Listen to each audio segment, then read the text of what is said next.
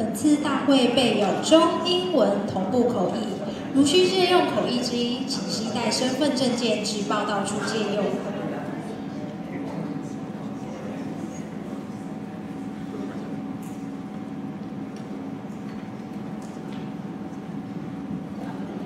大会开始前，请各位贵宾为我们进行口译机测试。请各位贵宾调整至频道4。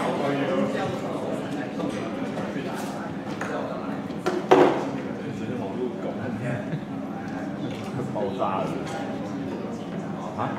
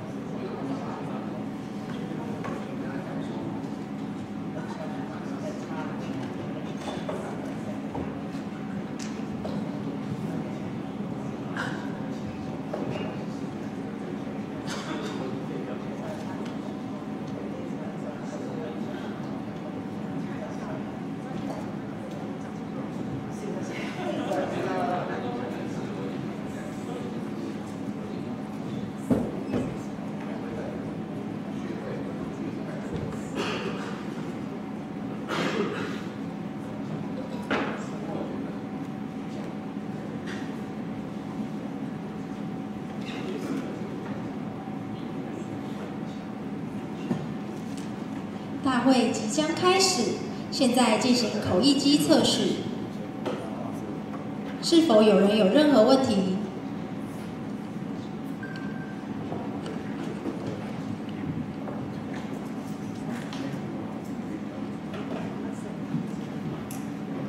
各位来宾您好，欢迎莅临2018文化的轨迹界与界文化治理与艺文中介组织的世界国际学术研讨会。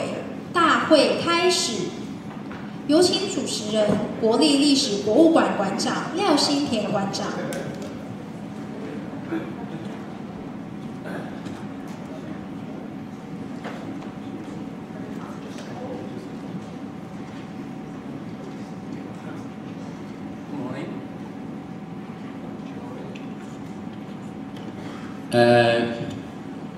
おはよう。and Gomong Talebu, and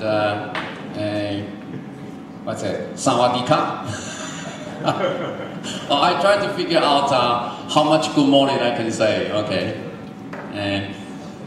So welcome everyone. I'm Dr. Xintian Liao.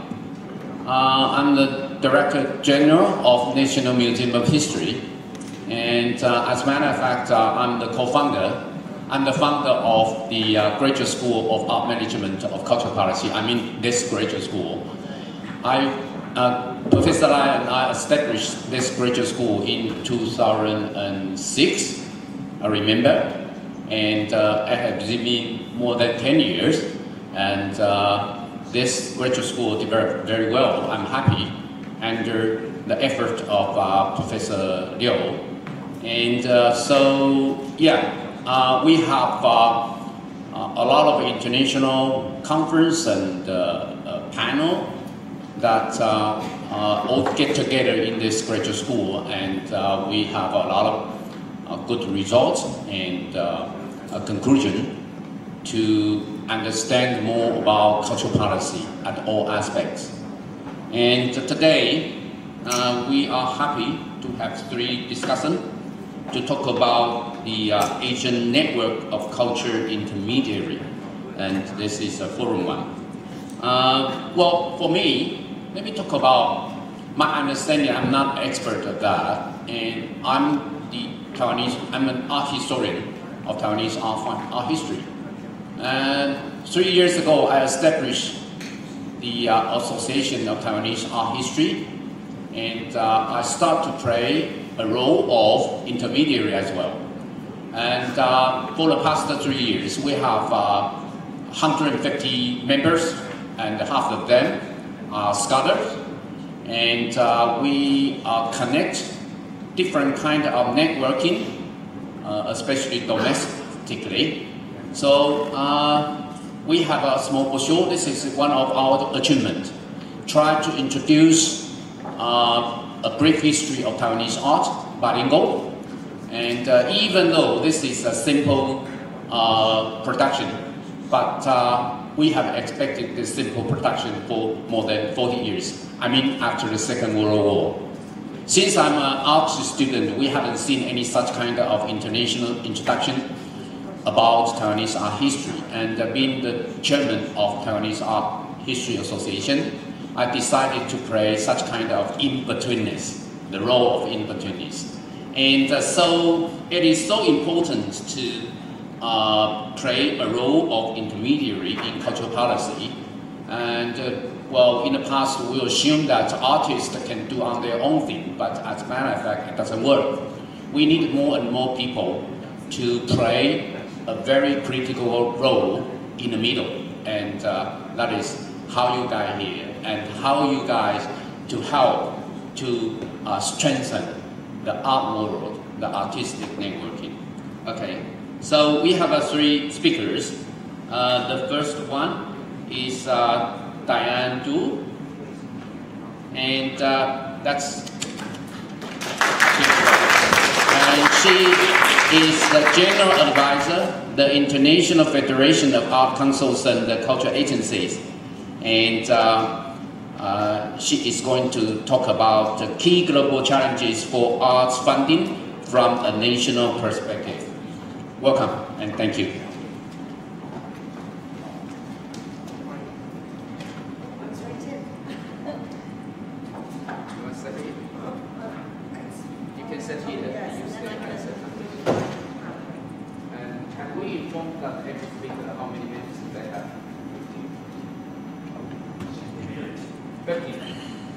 Okay, 15 minutes, which is a challenge.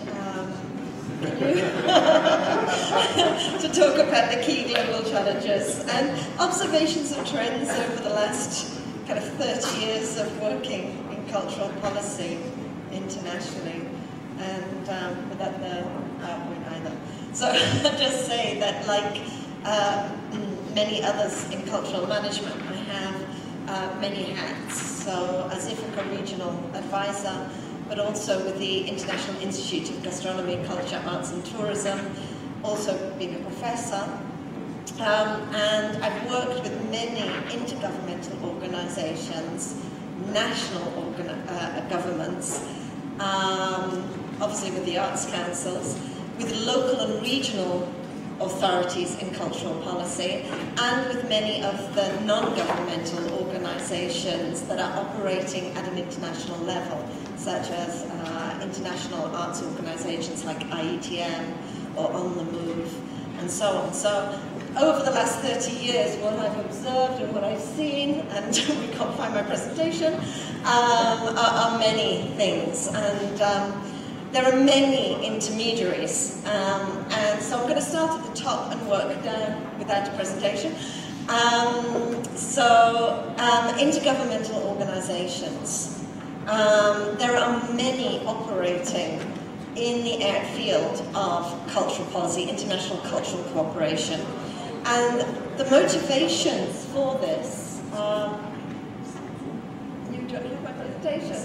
Don't worry, I can do it without. If you don't mind, you miss the pretty pictures. But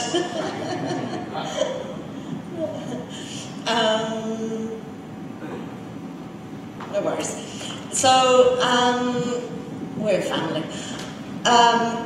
Intergovernmental organizations thinking about why they would work in the field of international cultural cooperation.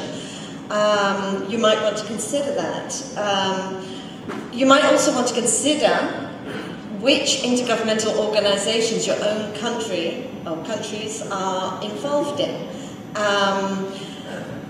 Cultural conflict is one of the primary reasons for why intergovernmental organizations in the last, say, 20 years have got very much involved in international cultural cooperation. Because culture can be the cause of conflict, very often is the cause of conflict, but it can also be the site and the means for developing an intercultural dialogue. So, cultural managers, you are the future of trying to build this intercultural dialogue. And while intergovernmental organizations have recognized the need for intercultural dialogue, they need cultural managers who can facilitate, be the intermediaries in that process. So I see a very shiny future for cultural managers. You're very needed. Also, I think, thinking about intergovernmental organizations, there was also a huge response to the question of development. And development in lesser advantaged economical areas of the world was always considered to be the need for economical resources and to follow Western models of development, which meant more, say, capitalist, consumerist models in many, many cases. The Millennium Goals that aim to eradicate hunger and poverty by 2015, I think we can categorically say has failed. However, many interesting initiatives were developed during that period with very good intentions through intergovernmental organizations. And the Millennium Goals were then retranslated and rediscussed, and you will now know them as the Sustainable Development Goals. And now the Sustainable Development Goals, when they were being negotiated, many of the key intergovernmental organizations, like Ithaca, took a very important role in trying to ensure that culture was included in the Sustainable Development Goals, because curiously enough, in the Millennium Goals, culture was never mentioned once. And actually in the 90s, we'd had strong discussions. One of the key documents I recommend to you is Our Creative Diversity, which was kind of a turning point. It's still available online at UNESCO. And it was a turning point where people thought, no, actually development can't be understood anymore in terms of just solely economical development and Western models. Actually, for development to happen, it needs to be a cultural development, and it needs to be an understanding that we actually have different models to develop and exist. and actually in terms of supporting the human dignity and the development of different communities, they have to develop themselves within their own cultural contexts. And so culture suddenly became a very important element in terms of development.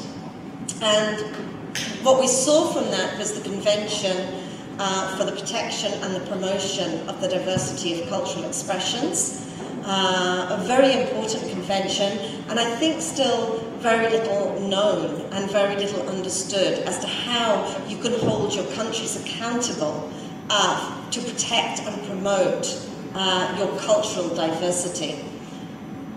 Oh, wonderful, wonderful, wonderful. So, we can skip all of this.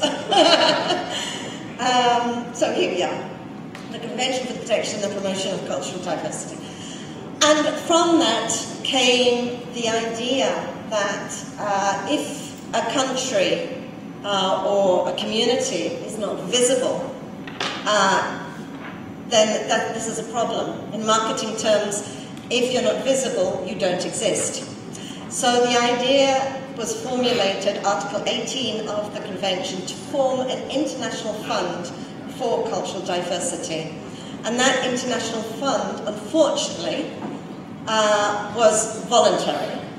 It wasn't mandatory for countries to put money into that fund. And the idea of the fund was to somehow counterbalance globalization tendencies and to pump money into communities to help their cultural diversity be visible and to promote their cultural diversity.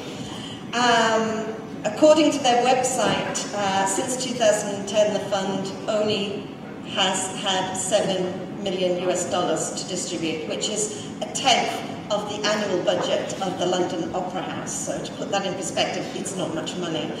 And they've developed 97 projects in 54 countries. It's a crime and it's a shame. So as cultural managers, again, I would look to you, and I know UNESCO is now looking towards the civil society sector, the non-governmental sector, to now understand what is the Convention for Protection and Promotion of Cultural Diversity, what is the International Fund, and what should your national governments' obligations be towards that fund, and how can we support that fund in order to ensure that different communities around the world have the opportunity to become visible in an international panorama which is dominated at the moment by a very globalized press, very depressing press scenario. So moving on to national governments and, of course, the state control of culture, and that's many and divided. And over the years, I have witnessed how ministries have changed, and there can be the Ministry of Education and Culture, and then under another government, it's the Ministry of Culture and Tourism. It's like culture gets kicked around like a football. And, you know, it can be with religion, it can be with economy, it can be with trade, and it just gets moved around. And occasionally you get just a Ministry of Culture, which, you know, also happens, but it's not as obvious. The other place that I've seen, or that we've observed, is that probably roughly half of our members in Ithaca have an arts council. And that is a little bit more interesting, because the one thing that arts councils can do, which ministries have less of an opportunity to do, is they can build long-term strategies. So many of the arts councils have 10-year strategies, and that is actually very useful in terms of longer-term planning. But nevertheless, they are still blown by the winds of political charm and emphasis. The Ministries of Foreign Affairs are also another interesting place to look, because their role in culture has seemed to be constant, or has it? Foreign Affairs tended to just work in the field of cultural diplomacy, the idea that you could win friends and influence people by charming them with beautiful ceramics, beautiful gifts, wonderful opera, and then you get to the serious discussion of trade. But actually, what we've seen is, in recent years, is a shift from this idea of cultural diplomacy, which is, aren't we great, aren't we important, and don't you want to be friends with us, to actually developing cultural relations. And that's really interesting for cultural managers too, and intermediaries at this stage, because some of the foreign institutes can become really interesting partners in international cultural cooperation. In terms of the national government trends, I would say, obviously I can't talk about how it's changed over the years, but you know that the movement can be from an emphasis on education to an emphasis on trade to an emphasis in other areas. When Tony Blair was in power in the UK, it was on happiness and well-being. So you just see the way culture moves around. But I think there's two that's really stuck, and that's the two at the top of this list. So one is the role of culture and the arts and the creative industries, and the constant sort of toing and throwing about how far do we allow the arts to be instrumentalized, to become an industry, and where is that going, and do we need to support new types of art forms and new technologies? Is gaming art, and can it be art? These kind of questions come up. And the other is on social responsibility, I would say not and, versus high quality arts. This kind of dichotomy of how can we be inclusive and involve different communities and give greater access, while at the same time maintaining the high quality of the arts, the professionalism that the arts commands, and so that we have something that we look up to. And more recently, what we're seeing, and I think this really ties in with the theme of this conference, is governance and leadership. Is how do we govern, how do we lead, who should lead, and what are they leading in? But let's just reflect for a moment. So cultural and creative industries, what does that mean? It means for governments effectively job creation and moving economies. Certainly that's still on the agenda, and I was recently in August with the African chapter members. That's the Ministries of Culture and Arts Councils in Africa, in Southern Africa. And their summit was very much to do with how do we promote, how do we support the creative industries. There's a real recognition that we need to find a way to valorize the cultural sector. And I thought it was very interesting to note that obviously with colonization in Africa, they have suffered really at the hands of feeling that their own culture was less important, that it was somehow less significant, and that Western models were the way to go. And everything from, the bank tellers wearing Western-style clothes instead of African-style clothes. And there was a kind of call for, can we somehow reignite that pride in our cultural past and traditions and contemporize it for our future? And I think there was great excitement in the room at the idea of this, that this is something that they all need to do. The conferences on culture and creative industries, this was one slightly closer to home in September, and of course in Europe as well. So, it's not just in Africa that they're talking about this, it's around the world. There is the conversation about the impact of the creative industries, but also the social impact of arts and culture. Is constantly in conversation, and I would say particularly in Europe, a great deal of conversation because of the immigration flows, because of the conflict in Syria, and this great influx of immigration. How do we, as an arts sector, somehow come to terms with that and help society accommodate this new migration and to become more open. So many public seminars in that area from the arts sector, particularly in Europe. And the idea of having fairer international collaboration in the arts. So mobility again on the agenda. How do we have fairer collaborations? I think my colleagues will be able to talk a little bit more about that from the Arts Council's perspective, about what is fair collaboration? Because we've moved on from exchange and just showcasing. Many of our artists want to co-produce, they want to develop together, but how do you do that in an equitable environment?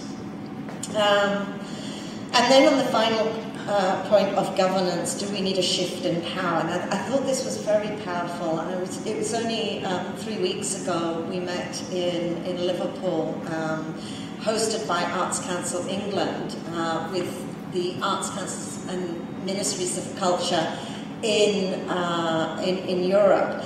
And what was very interesting was Arts Council England had a strategy which is great arts for everyone, about access to the arts, that ends in 2020. So they're now in a consultation process for the next strategy document, which will be 2020 to 2030. And then they raised some very, very sticky questions, because the public are asking sticky questions. They're saying, where is our public money going to? Our taxpaying money is funding the Arts Council, that's funding all this arts for who? For 3 Men and a Dog that go to the opera? Or, you know, why are we funding such a small proportion of society? So, and so they did a consultation across the UK, talking to local people from all walks of life. Do you like the arts? Are you involved in the arts? And an overwhelming response was, the arts isn't to do with me. The arts is something that's for other people. Other people do the arts. I don't do the arts. So then they were asked, you know, but do you read books? Oh yes, occasionally. Do you watch film? Oh yes. Have you been to the theatre in the last year? Oh yes. You know, so, you know, if they're actually questioned, they are involved in the arts, but they don't consider that the arts is something that's close to them. So the question was, do we need to stop talking about the arts and start talking about creativity? And a bigger question was, should we change from being an arts council to being a national development agency for creativity? And should we celebrate all types of creativity? I mean, my personal feeling on that is no, but I think there is a need for a national development agency for creativity, because actually one of my other observations is the arts has been largely stripped from education in the last 20 years. And many, many children don't have the opportunity to learn a musical instrument or take part in a theatre production, etc. So, you know, we need something to replace that in society, but I don't think we need to do that by replacing an arts council, which would then, we would lose our professionalism and our expertise as well. So, you know, big debates on this. Can we keep funding organisations, keep funding organisations that only cater for a small community? So do we have an obligation as arts councils or funding bodies to ask our arts organisations to have a much more broad access to the community and to work with the community? If they have to change, how?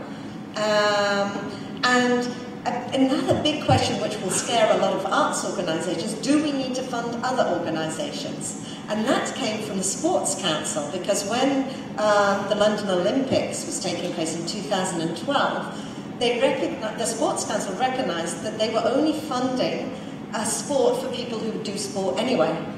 And so what they needed to do was to try to fund campaigns to get people doing sport that wouldn't normally do sport. So is that the next challenge for the arts sector? Anyway, I'm going to stop there. I could talk about cities and regions and networks and so on, but just to finish, to say that this is my kind of summing up of what's really on people's minds in 2018. In terms of urban and regional, certainly cultural and creative spaces and regeneration, and in terms of non-governmental organisation, the freedom of expression and band artists. Now, of course, this is discussed in all forums with all people, but in general, this is a trend, if you'd like to say, that I can observe. So thank you.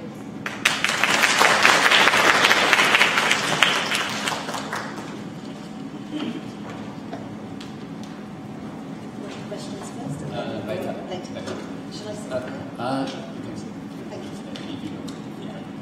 Thank you very much. I find that Diane actually raised a lot of important questions that we started to ponder upon in Taiwan.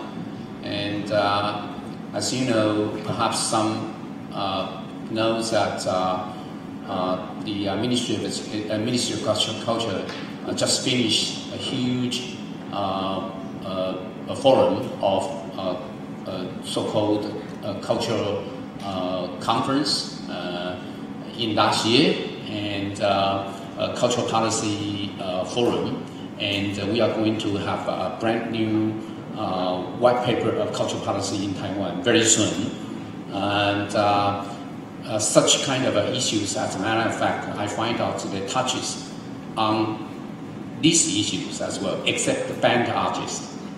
Right, that's a very interesting one. And if what Diane said, that if we don't understand what art is, but we understand the TV station, and it comes to me that maybe the title of National Taiwan University of Movie, Dance, TV, and Painting instead of arts. I mean, this university's name is National Taiwan University of Arts, and I start to call it National Taiwan University of Dance, Painting, TV, Station, and so on and so forth, whatever you like. Okay, okay. We have a second speaker, Serene Lim, Director of Policy and Branding Department, National Art Council, Singapore, and she is going to talk about internal governance of culture intermediary in Singapore. So very much welcome.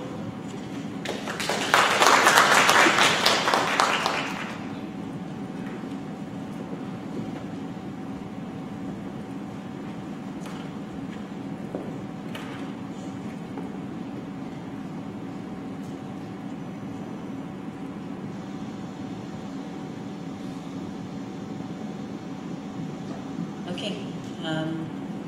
Got it? Thanks. Good morning, everyone. Thank you very much for having us here today. We just wanted to share, I think, in this conversation about cultural intermediaries, you know, and the role that the National Arts Council, NAC in short, plays in Singapore itself.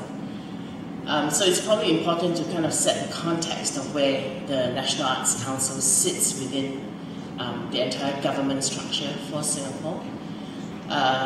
We are a part of the Ministry of Culture, Community and Youth. This is a fairly new ministry that was set up 1st November 2012. So we just about celebrated our 5th year for the ministry. And this ministry was actually set up, and you know, exactly to Diane's point, I think Singapore is one of those that has gone through many iterations of where culture is kind of thrown in and out of the ministry's name. So we're very happy that we found a space in this ministry's name, you know, very showing also that the government's commitment towards the development of culture for Singapore. So under the NCCY, you know, you've got the Heritage Board, Arts Council, Sports Singapore, and essentially the lifestyle part, you know, it's all the little components of what makes country a home for Singaporeans. And so National Arts Council sits as part of this ministry.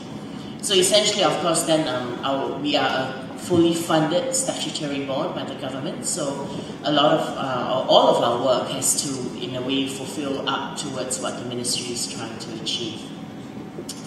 In terms of the NAC's vision for the arts, we are essentially the sector lead and the champion for arts development in Singapore itself.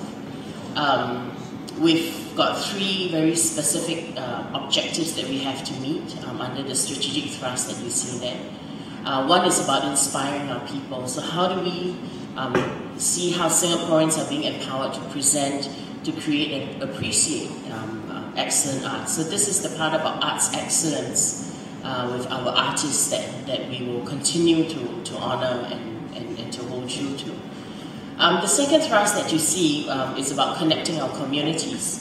So essentially, I think we had this conversation yesterday also, you have arts for art's sake, but you also then create arts because there's a larger social objective that we have to meet. And this is the point about connecting our communities. Singapore, as some of you may know, we are a multiracial, multicultural country. So it's very important for us that this social fabric is being watched very carefully in what we do, because we are a very small country, so we can't really afford to have those sort of differences. So we appreciate diversity, but we want to be able to find harmony in diversity, and that's where the arts comes and plays a role in that. And then finally, in the strategic thrust 3, where you see about positioning Singapore globally. So this is then about taking Singapore artists overseas.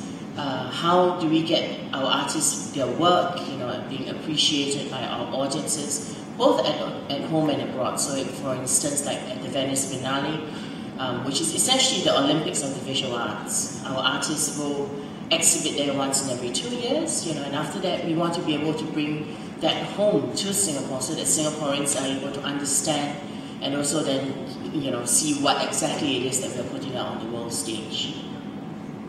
So all that aside, NAC, we are essentially about 180 of us that's running this show. We are divided into 3 very specific buckets. So you have the green buckets where you see this is dedicated to sector development. So there is for literary arts, performing arts, where you've got dance, trad arts, theatre, visual arts. So this particular sector looks after the development of all the various arts forms in Singapore. And then you have the blue bucket, which looks at the planning and engagement part of it. So under the planning and engagement, we again look at all the various aspects of how you would imagine an arts organization wanting to develop.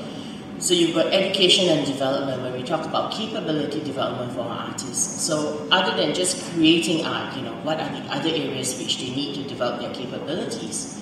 When we're talking about sustainability, our artists will then need to level up in terms of advocacy and philanthropy, engaging with private donors. I think this is a conversation that we speak a lot about as well. In terms of education, working with all the schools, because what better time to start arts appreciation than from a very young age. Then you've got engagement and participation, which also then looks at the very different pockets of society. You've got specific ones for youth, for access and social participation, for example. It's about arts for disability, because we believe, again, that everyone should have an equal and fair access to the arts in Singapore. Then we've got our research arm.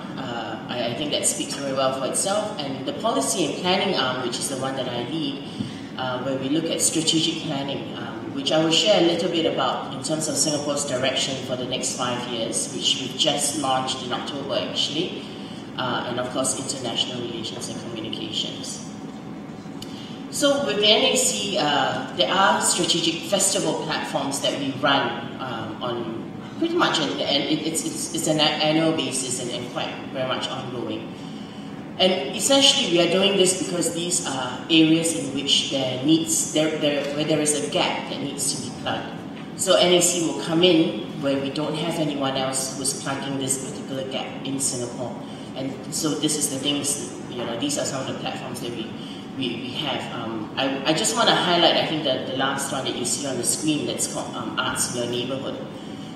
This is essentially about bringing arts to where people live. So essentially, if you're going for your grocery shopping on a Sunday morning or after breakfast, what we do is, we will have arts installation or arts activities right at your doorstep. So they can be jumping on a giant piano with their kids, and interacting with their neighbors, but essentially encouraging them and saying the arts is not that difficult to access, This is sort of like lowering the barrier for them and then getting them interested, hopefully to participate in more arts in Singapore. We've also got a couple of strategic institutions that are funded directly by the NAC. So you've got the ministry, you've got NAC, and then you've got these other organizations which are directly funded by us. No surprises here, of course, for our national orchestras. And I just want to highlight actually two on this list, which is the Arts House Limited and the Freelance Resource Center. For the Arts House Limited, it is a company that is directly set up by the NAC. And they are tasked with two main things actually. One is to venue manage and program for these venues.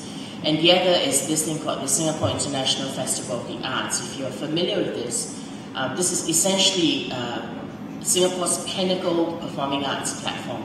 So on this particular platform is where we have commissions of both local and international acts, and it comes together for about 3 weeks in the middle of the year, where the entire civic district area of Singapore is buzzing with various activities. And the other one is the Freelance Resource Center. So this was actually announced in Parliament just earlier this year.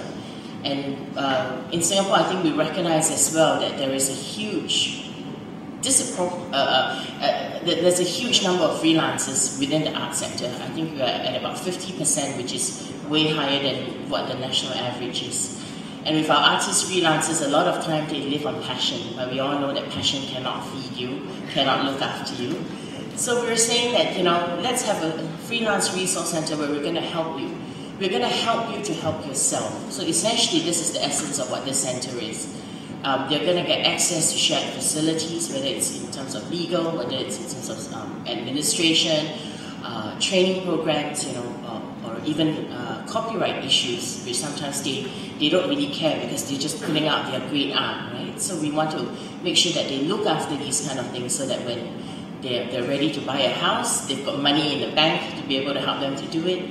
And then when they get older, you've got access to proper medical care and benefits. So this is essentially one of the initiatives that we are driving, but of course working with the art sector for this.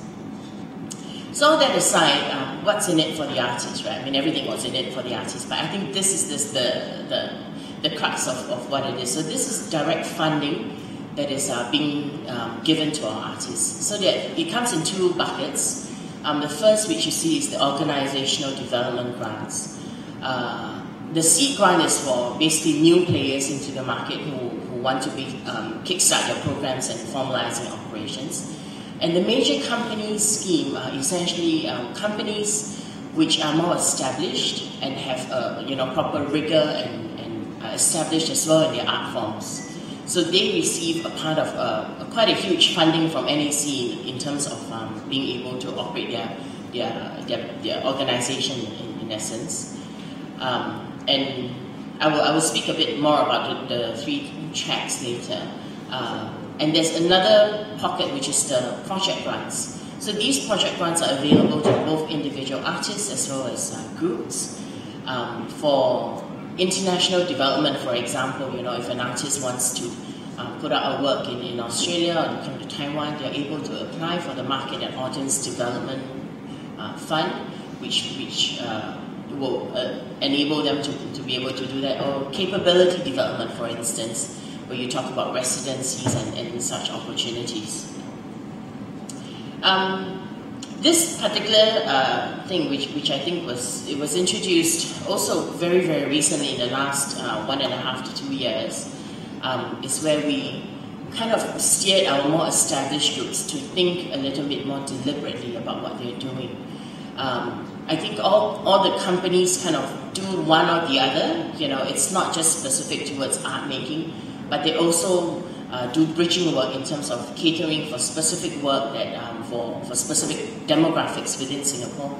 But there's also the intermediary work, in which you kind of support the development of practitioners. So our intermediaries technically don't create an art, but they're sort of like a broker between the artists and international organizations, for example. So we thought that this was very important because it kind of then steered people, the groups towards thinking, what is it exactly that I'm doing? Singapore itself, we have about 38,000 active arts and culture events a year. And if you average that out to 365 days, it's about 100 events. We are a small population. We have about 6,000 arts organizations. So everybody's got to start thinking a bit more actively about what exactly it is that they're doing, or what exactly it is that they're creating, right? So this is, I think, a nice statistic that we're always very happy to show in terms of how our development for the arts has, been in the last few years. In a very recent survey for 2017, it shows that 74% say that yes, they agree that the arts and culture improve the quality of life for everyone. 54% say that they've attended at least one arts and culture event in the past 12 months. And 75% agree, that we have become more vibrant for the arts. But where is the problem, right? Because there is always a problem. So therein lies, if you look at the black line that goes below, these are the people who have attended and participated, and the participation is where, it goes a little bit deeper than attending, right? So you're actually doing something and being very deliberate about it. And you see it's at a 22% level. It's higher than all the other levels. I will highlight that 2015 is an anomaly year because that's when we celebrated Singapore's 50th birthday. So the government pumped in a lot of extra money and we had a huge amount of activities that came through in 2015. But we see that more needs to be done. So this brings me to my final point, actually. It's about our Singapore Arts Plan. So as I mentioned, this was launched 19 October, actually, for our directions going forward to 2022. In the development of this particular plan, we actually consulted and invited over 700 people within the arts community to sit down with us in very, very small, intimate groups of 10 to 15 people. We engaged our government partners, so our land agencies, the tourism board, the economic development board, so on and so forth. And we've finally landed at 8 particular strategies where we think that needs to drive our conversations going forward. And one is, where does NFC sit in terms of leading and championing this for the arts in Singapore? But I think more, the increase of our focus on growing audiences, I think that's very important. And that's where the community, the arts community, sat with us and they absolutely agree. They say, yeah, I'm creating this, but if I'm, as Diane said, if I'm playing to just 3 men and a dog, it's not going to do anything for me to sustain my business and my ability to continue my career as an artist. So how do we grow these audiences so that more people are coming and that we're able to rise above that 54% or that 22% who say that they're participating in the arts? A point that I spoke about earlier about building diverse capabilities for the arts sector. The freelancers one I touched upon as well. And of course, technology. It can be a bane or a boon, depends on how we want to look at it. But I think we can't escape this conversation with technology and how we can utilize this to improve whether it's art making or whether it's in terms of outreach towards our audiences. Research has become a huge area for us in the next 5 years going forward. So it's no longer about, I think, or I feel that children are really good and we need to start them young. But where is the hard data that hard codes this so that we're able to push this conversation forward, knowing that this is indeed the right thing that we're doing. Program design, again, in terms of, if you remember when I first spoke about the need to connect communities and also program design, being very, very deliberate in this. And finally, in terms of taking Singapore's art beyond our shores, cultural diplomacy that's been very much discussed, that is also very much on our cards. But also for our artists, because I think when you're able to go overseas, meet different people and indulge in different cultures, that's where you're able to bring your standards to a different level and to bring a different set of conversations home. So thank you. A copy of the 5-year plan is actually available. on our website. So if you'd like to have a deep read, it's about 100 over pages. There is a 7-page executive summary. So, but if you like, please go ahead and download it from the website. Thank you.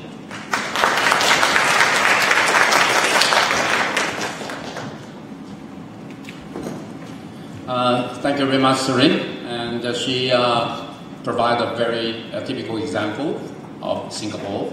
And recently, Serene, recently in the academic community in Taiwan, when it comes to the so-called examples of museum and cultural policy, and I find out in the recent year, that Singapore has become a kind of often and frequent words that I heard. So congratulations to your effort. And according to Serene's presentation about the National Council of Singapore, I find out that officials in the National Council did not can't sit in the office and thinking about, what should we do for them? I mean, as a matter of fact, they are social observers. They understand what people need, and they understand the delight and the sorrow of the artist and the audience. And so therefore, they are very keen and sensitive to understand the frequency of the society. And perhaps that is the quality of the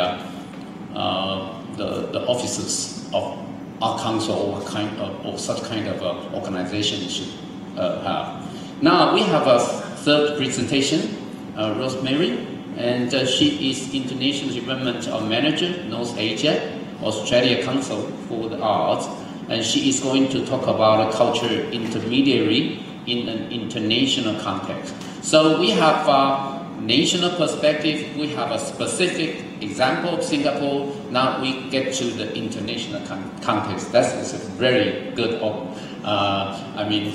So let's welcome Rosemary.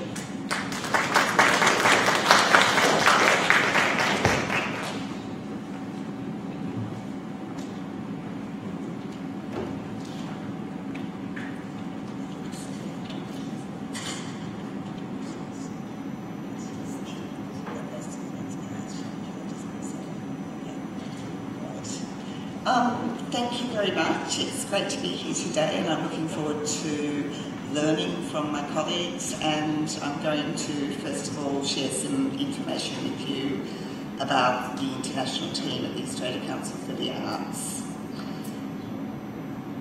I think to put this in context, there are a few things about Australia that I need to explain. My friend here is very familiar with them, but maybe not everybody is. Firstly, I think the characteristic of Australia is that it is a very, very diverse nation, and it always has been. It comprises diversity of Indigenous and immigrant cultures.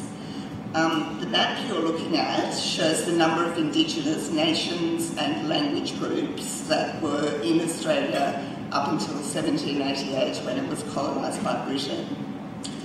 The uniquely Australian stories of the longest continuing art and culture makers on earth are at the heart of Australia's narrative and cultural identity.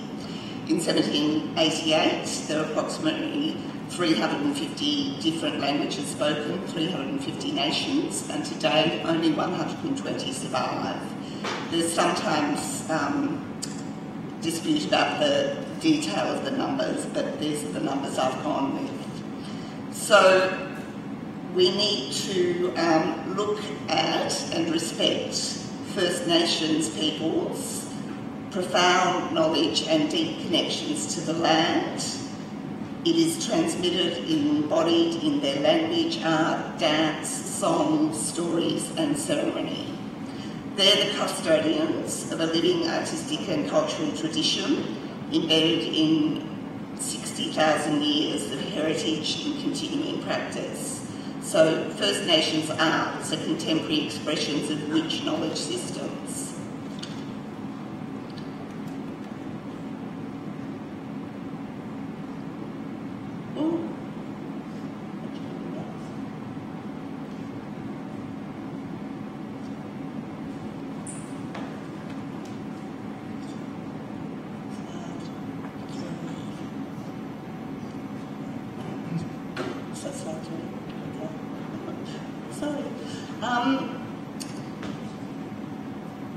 No, that's not right, actually.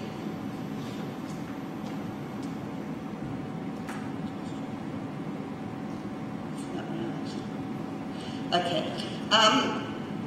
The second element that drives Australian society is that its cultural diversity has been expanded through migration, and so there are, it's one of the most diverse nations in the world, with approximately 300 separately defined languages spoken in the homes. English is the most common language, and Mandarin Chinese is the second most common.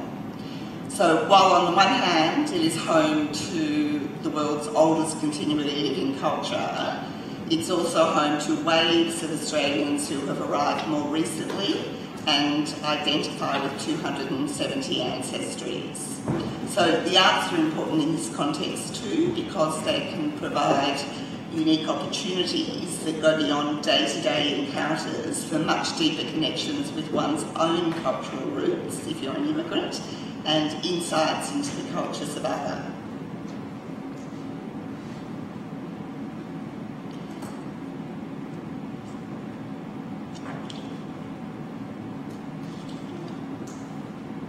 I think I keep doing these slides badly.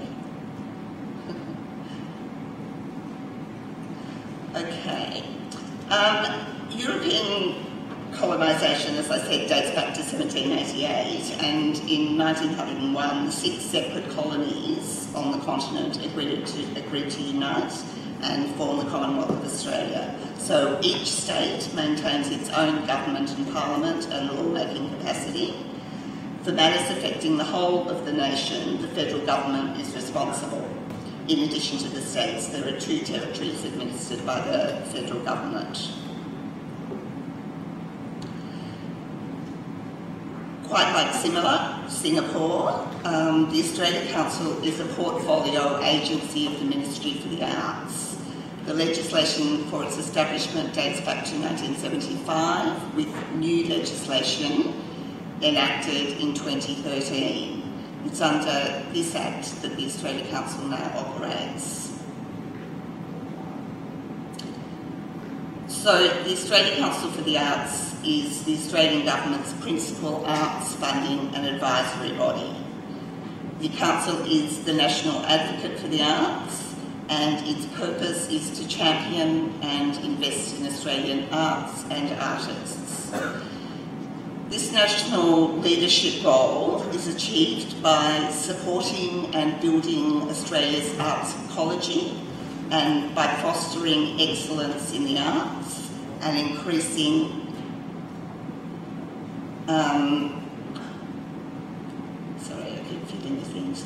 and increasing national and international engagement.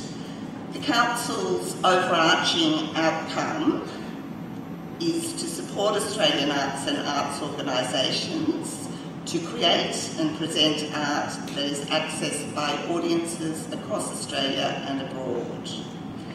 Council is overseen by a board, and the board is appointed by the Minister for the Arts and comprises the chair, 8 members with a range of expertise across artistic practice, arts management, business management, public policy, corporate governance and administration.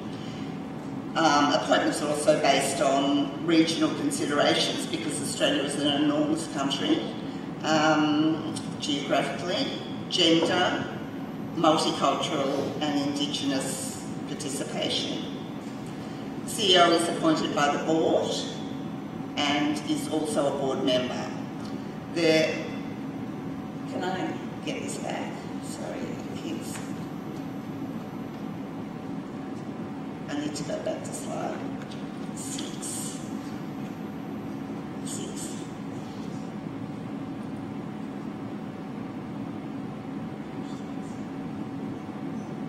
Okay, so I've got 6 now, but just a second. Sorry, it keeps moving. I'll just move that on. Okay. Thank you. Okay. So I'd like to talk a little bit about our international work, which is where we function quite strongly as intermediaries. One of the Australia Council's core strategic goals is that Australian arts are without borders. We work to strengthen Australia as a creative nation with an outward-looking arts sector. The Australia Council supports the international aspirations of our artists and arts organisations through a range of grants and strategic initiatives. Our international arts strategy maximises opportunities for meaningful and effective international engagement with Australian arts in identified priority markets. And those priorities segment them due to how do we use limited resources into North Asia, Southeast Asia, Western Europe and North America. The Australia Council acts as facilitators and brokers of knowledge and relationships across borders in a number of ways. We aim to open up pathways where artists and arts workers can choose appropriate partners and have agency to themselves be international actors.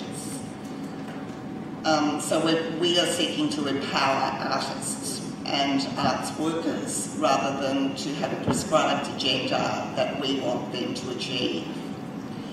Some of the mechanisms we use are, as I've just said, we appoint international development managers in the 4 identified priority areas.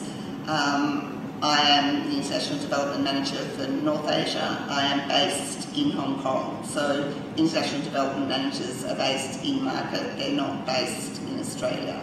We have a team, of course, in Australia whom we work with.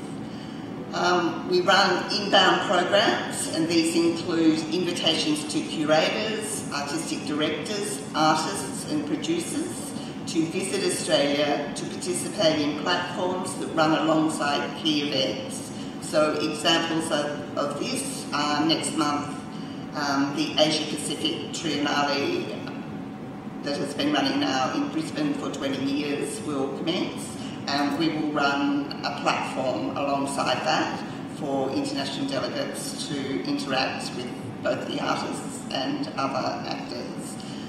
We've just completed a similar delegation for LiveWorks Asia Pacific in Sydney. We'll run another one on important people.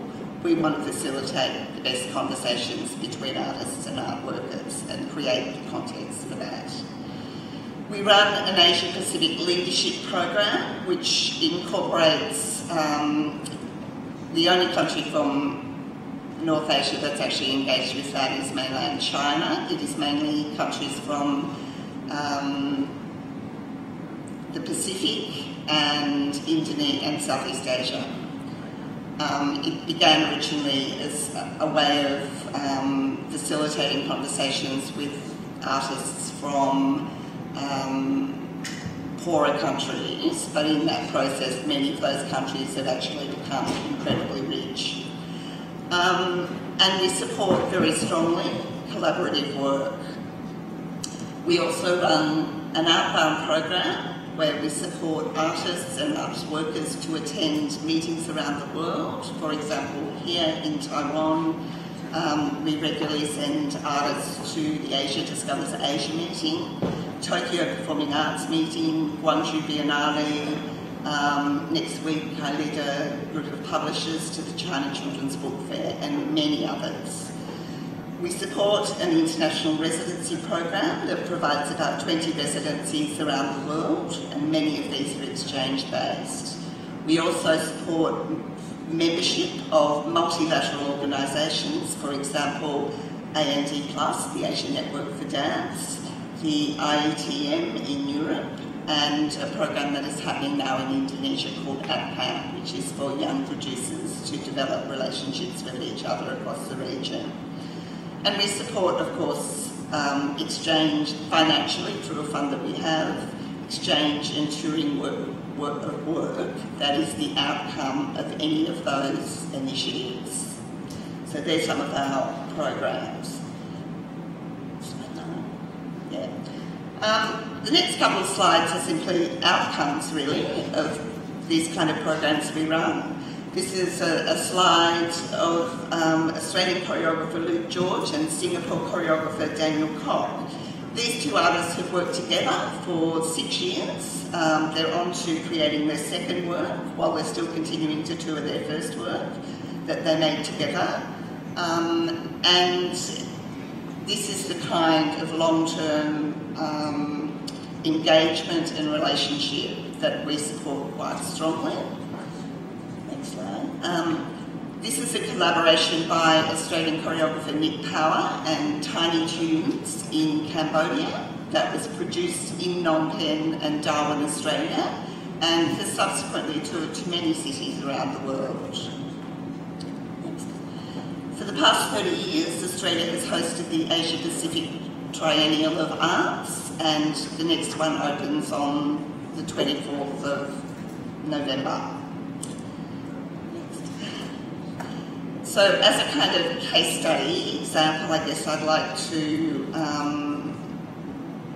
talk about one of our projects in a little more detail. It's an example of the Australia Council's role as a cultural intermediary in the international space, and that is the Urimboy Pulama Exchange program, which begins in Taipei next week.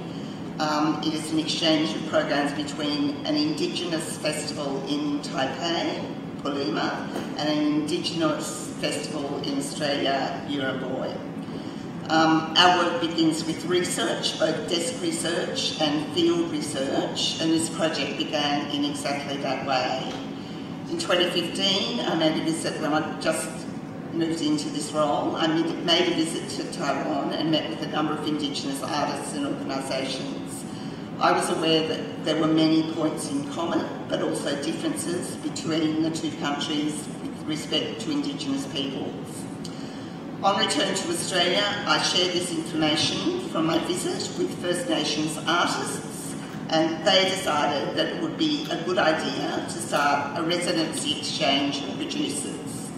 As a consequence, a young Indigenous producer from Taiwan was invited to be in residence in Melbourne, Australia, based with theatre company Obituary in June 2016.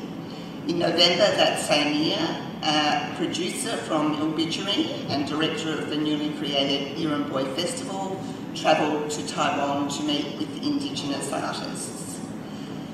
Subsequently, Taiwan Indigenous artists were invited to participate in the Artists' Lab at the very first Urimboy, and for the next 2 years there were many small continuous exchanges and collaborations between the artists at Pulama and the artists at Urimboy in Melbourne.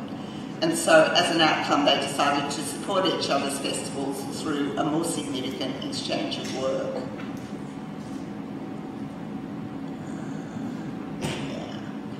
So the Urimboy artists will be at the next Pulama Festival, which I think starts next week. It's important to us that obviously, because it's an Indigenous project, that it is led and controlled by Indigenous organisation and artists, but with Australia Council support every step of the way. So they are just some of the ways that we act as cultural intermediaries. Next.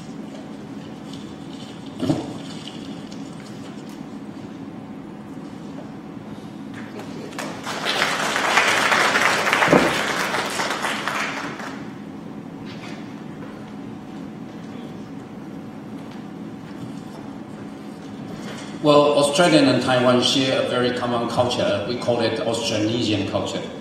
And as far as I remember, when I taught at the Australian National University in 2010, I realized that Professor Peter Bewer developed a theory that is called Austronesian, as a matter of fact, start from Taiwan. And what amazing. And so that kind of the theory gave me a very strong imagination that Australian people, the Aussie guy and Taiwan actually are family. Okay, thank you very much for such interesting presentation, and it reminds me of that attended several times of the Multicultural Festival in Canberra. And the most interesting thing is that to share culture or a certain kind of art, for example, calligraphy, and translate our visitors' name into Chinese and give them a very beautiful names. And such kind of a small exchange brings a lot of joy. And that is a very good memory to me. Okay, so we are going to get into the last session, the discussion. So we have Iris Du as a discussant, Director of the Research and Development Department, National Council and Arts Foundation.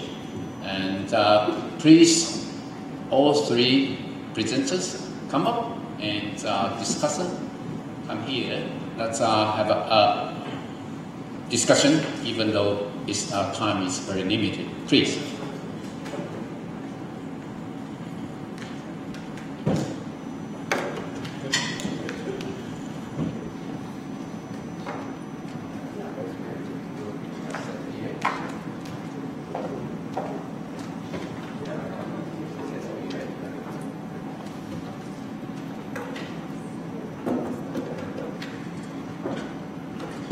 So Iris, can you start? Thank you. 首先我要非常感谢今天有这个机会，然后先是谢谢就是在座的刘俊宇老师就是组织了这个非常棒的论坛，然后另外也要感谢3位今天远道而来的朋友啊，作为主办单位之一，我们非常的高兴哈。最主要是今天我们的会议的3位的主讲人都跟国议会的业务是非常类似的哈。那特别以法卡是在 Arts Council 的话，它是一个国际型的组织，所以大家透过这样子的会议，透过这样子的不同的资讯 share 的管道，让整个国际的社群是更连结的哈。那另外2位像 Rosemary 最近我们才有同仁到那个 OCHR 哈，也是跟澳洲的合作哈。然后另外的话就是新加坡，这是我们关注的对象，特别是在这个 Arts Council 的这个业务的实践上面，新加坡一直有一些非常非常令我们惊讶的一些做法哈。那这是我们一直长期关注的对象，也希望将来能够更多的连接。那我大概回应一下刚刚3位所提出来的哈，有关他们的机构跟他们的观察。那第一个我想回应的是有关多元性的这个问题哈。那这个是从3位的简报中间都一直提到的哈，不管是国际社会的多元性，或是台湾的多元性哈，或是自己国内的多元性啊，其实就表现出现在的文化的主流。那在台湾我们其实也观察到哈，整体上面的话在国议会接受到的申请案，它有2种多元性的呈现哈。第一个是文化上面的多元性，因为台湾是一个开放的社会，所以我们跟国际社会的连结非常的多哈。那作为台湾的艺术家，他看世界的观点哈，实际上面因为我们是一个比较自由的国度哦，所以我们每年收到的这个非常多的这个计划里面，特别是在国际，我们1年有6期的计划，每2个月就申请1次哦。我们看到非常强的多元性哈。特别在最近，我们发现它在东南亚的议题上面有很多的开拓。那类似像这样子，我们对于国际社会文化的关注哈，这个是我们非常乐见在台湾这个社会里面可以有很多元的选择。另外是在艺术形式的多元性上面哈，特别是在台湾艺术形式的表现里面，除了我们惯常知道的表演艺术、视觉艺术、视听媒体艺术，甚至文学哈。我们都展现了非常强的实验性质哈。那我想这是在台湾的社会里面，第一个是在文化的管道上面，我们有很多的刺激。另外是在特别是年轻人的创造力的部分哈。除了我们刚刚讲的这些艺术类别之外，他们之间也有一些互相的，他们之间也有一些互相的这个不同领域跨越的这个部分哈，所以这 cross cultural 或者是 cross discipline 的这个部分，好，这个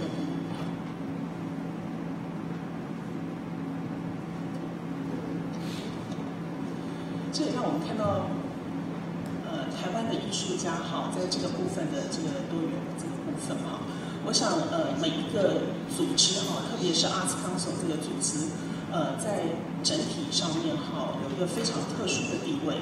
我讲这个特殊的地位是每个 Arts Council。每个 Arts Council 啊，我们所要面对的是我们自己的社会哈。那我们自己社会里面多半我们所补助的对象哈，全球的趋势都类似哈，都是自己的人民哈，所以他们能够协助的看起来好像是自己国家的事情啊，但是透过国域之间的交流啊，实际上面它是贡献到整个人类的社会哈。那因为我自己念的是比较是人类学的部分哈，所以在做这些分析研究的时候，我可能会比较从这个社会跟人类的发展来观看它哈。所以我自己所观察到的就是，不管是什么样子的 Arts Council， 在什么样的国家，都会产生一个非常有趣的跟他自己社会的互动。Arts Council 的这个概念很早可能是从英国跟英国的很多就是独立国协之下的国家开始发展的哈。那台湾也算发展的很早哈。那我们看起来它都是同一个概念，但实际上面在每个国家的实践都不太一样哈。像我自己长期关注的纽西兰哈，它的 Arts Council 的实践里面，它大概有3个领域范围哈。第一个就是我们一般的 Arts Council 的这个部分，然后另外的话，在毛利族的文化，在太平洋艺术的这个部分特别关注。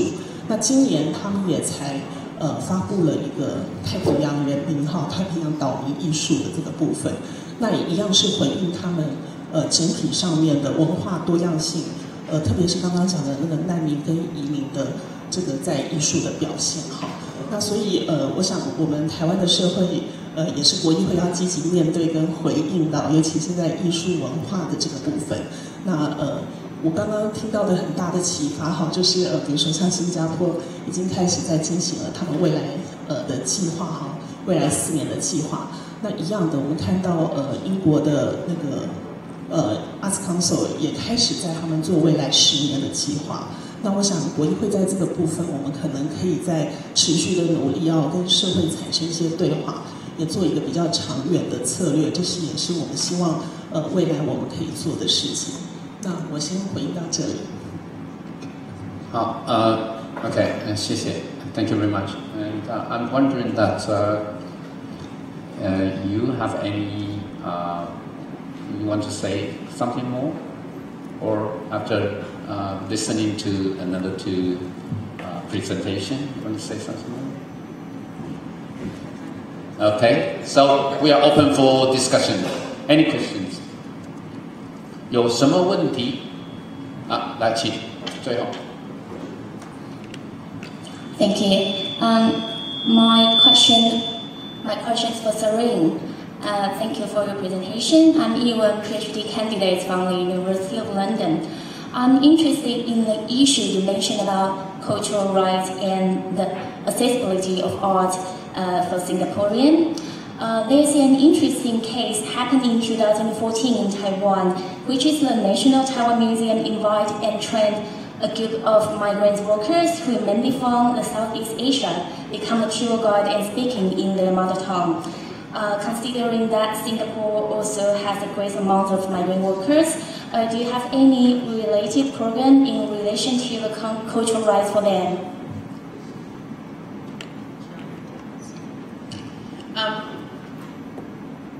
I think for the National Arts Council, when we say arts for all, it really doesn't matter whether you're Singaporean or you're not.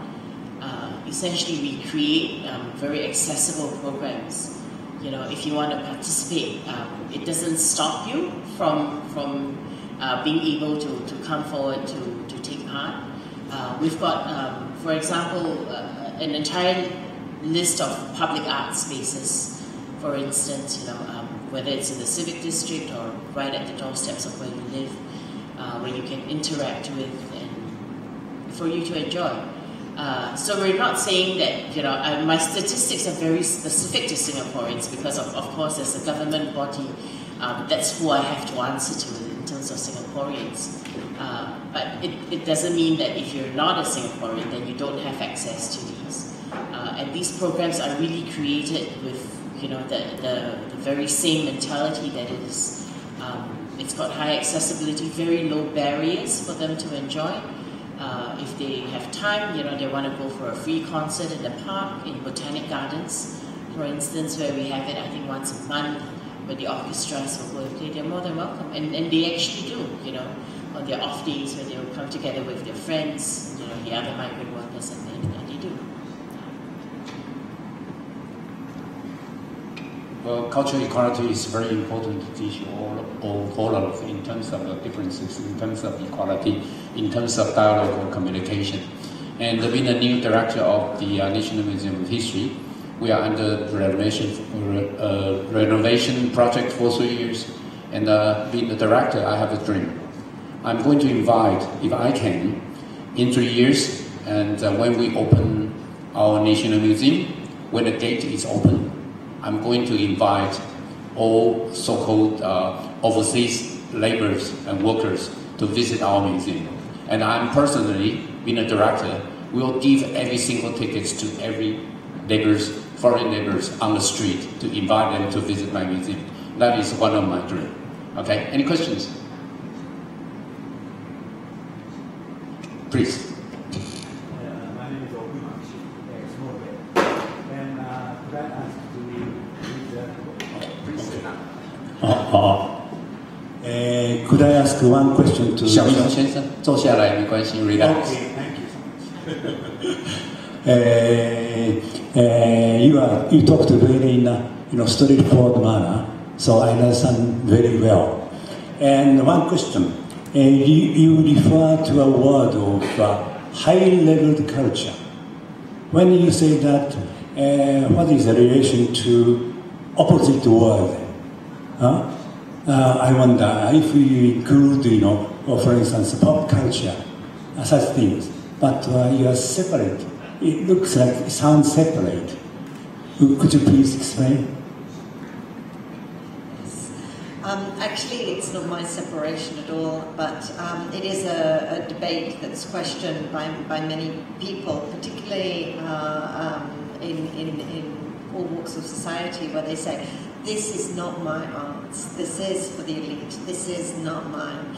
And they're often referring to the arts that they don't understand or can't interpret, or they feel that they're in institutions that they don't identify with, that they've never had the opportunity to pass the doorstep and don't understand the culture, the education that goes with it. And quite often they're the classical arts that people really struggle with, mainly because they haven't had the opportunities to understand them and learn about them. So opera, ballet, classical concerts, etc. So it's not a technical distinction, but it's one that we've noticed that comes from when the Arts Councils are being criticised. It's but that's for the elite, that's for them, that's high arts, that's nothing to do with me. And it's a problem, because then, as you rightly said, there are many other areas of creativity, and so the Arts Councils are trying very hard now to broaden their scope of what is the arts. Pop art and graffiti art and gaming are now being looked at by many arts councils and trying to find engaging ways to work with those artists that are working in other forms that might actually respond closer to different communities. The Australia Council funds gaming, and it has a whole section of emerging and experimental, and gaming and almost digital arts are part of that, so it's quite good. Yeah, indeed, we all have a challenge that when it comes to the slogan, arts is for all, and what does that mean, right? What kind of art? How can we include arts? What is the definition of arts? Without the words of arts, can we still have a good life? Of course. Okay. Yeah, any questions? Yes, please.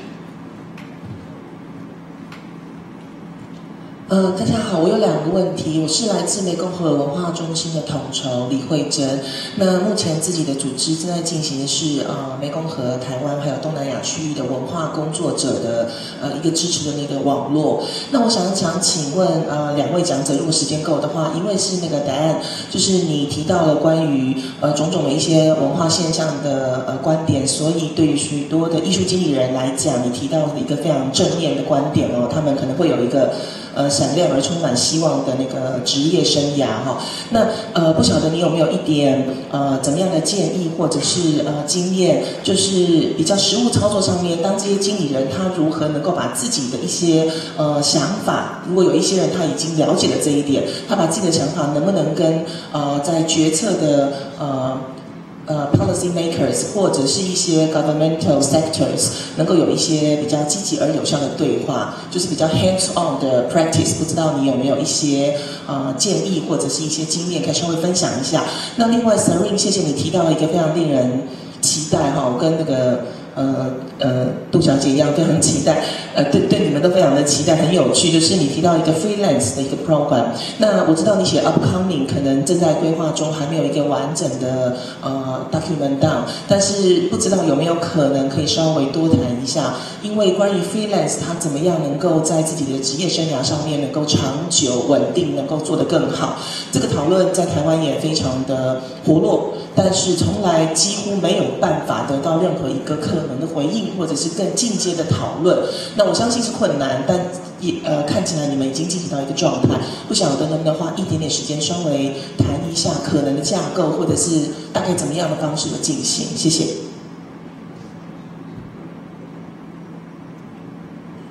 Okay, then I answer this question as a lecturer, professor in cultural management, rather than as IFICA, because I think it's more relevant. When I'm talking with my MA students in cultural management, I always say to them that don't start thinking about the money. Start thinking about the vision and the opportunity and the need for your project, because you might have a nice idea of something that you want to do, but if it's not needed and there isn't the opportunity, then it's not going to go forward. And needed by other people, not you. You know, it has to be needed by somebody. And so vision, good ideas, innovation is the first step. And then being able to transmit that in less than 3 minutes, one if possible.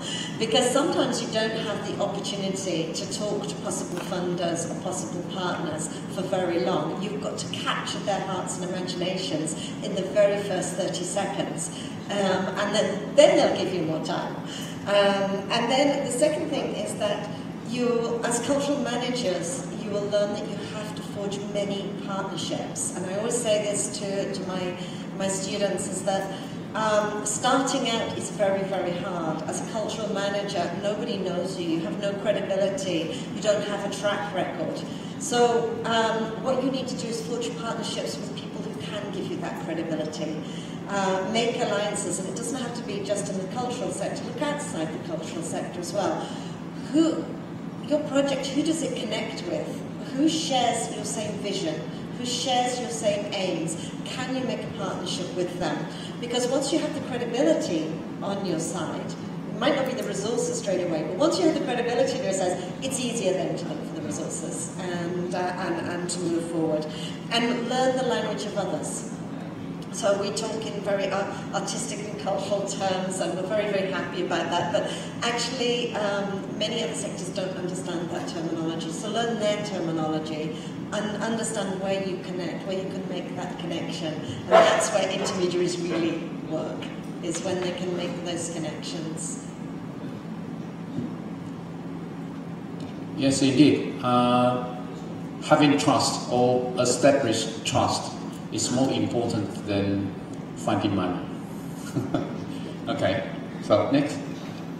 Okay, if I get the question correctly, that you are looking at what are the forms of support that's being given to the freelancers.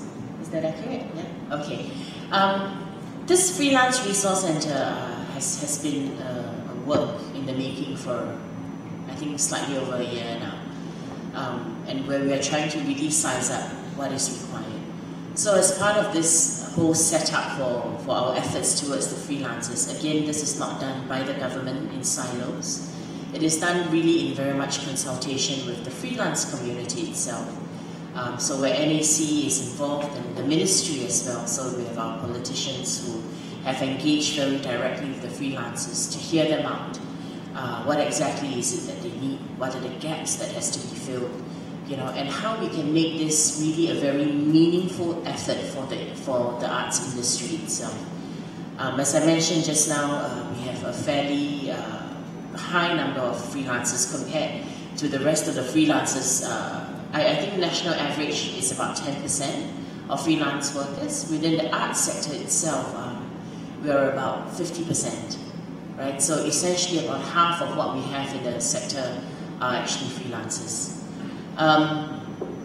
We've always accorded fair rights to them as well. So freelancers have access to NAC's grants, for example.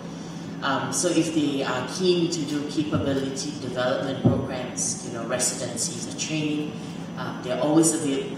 They're not, you know, they have access to these grants. They have access to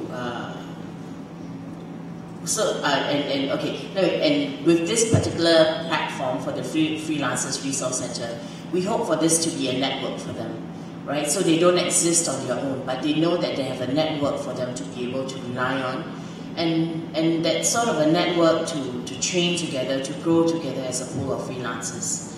And one of the other things that that was introduced within Parliament this year was to talk about this thing of tripartite standards. So this is to ensure fair employment for freelancers, and for the ministry itself and all the cultural agencies under the ministry, we have pledged to be the first movers, so to ensure that all our contracts, you know, whenever we hire freelancers, that they are being accorded the proper and hospitality, for lack of a better phrase. And we also want to then onboard our cultural institutions, and hopefully subsequently with our major companies, the ones that I mentioned earlier, that have a huge bulk of funding from NAC. But so all that said, you know, I think within the freelancers community itself, they also understand that they have to fight a lot harder because they are freelancers. Some of them don't do freelancing on the full time. Some of them are teachers, for example, you know, and then they have they write for your literary artists, right? So they write on the sidelines. But they understand that they also have to fight a bit harder, and they're very keen and very excited, I think, at the prospects of this particular center and how it will move the conversation forward for them.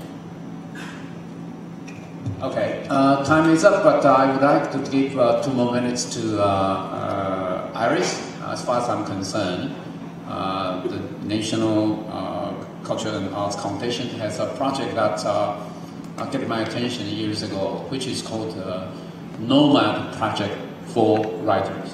And can you introduce that? 2 minutes, please. 谢谢主席。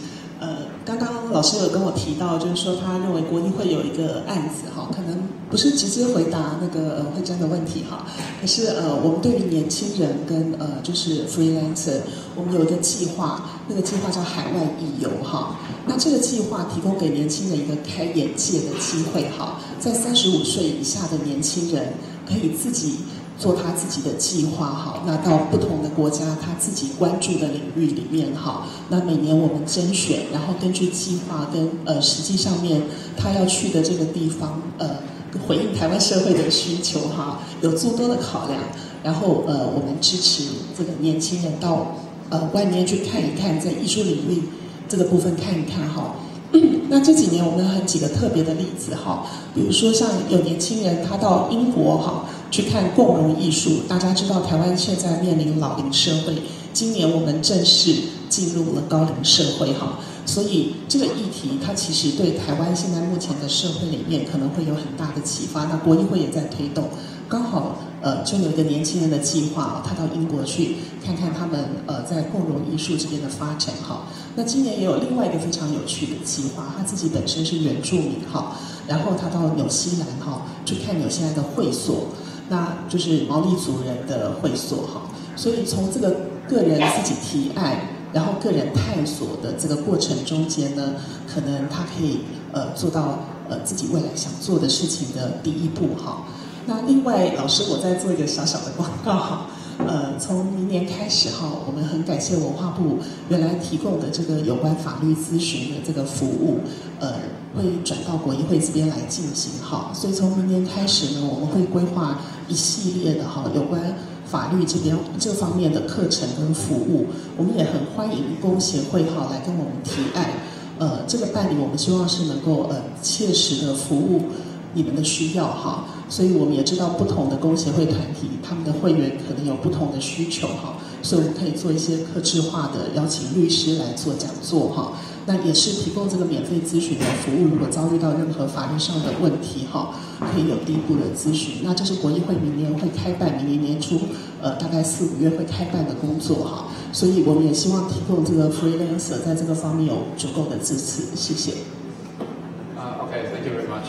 I find out I'm not qualified for that kind of nomad project because I'm over 35, but I'm still qualified for that kind of a law service. Okay, thank you very much for your attention, and thanks for our presenters, such wonderful examples to share with us, and thank you everyone.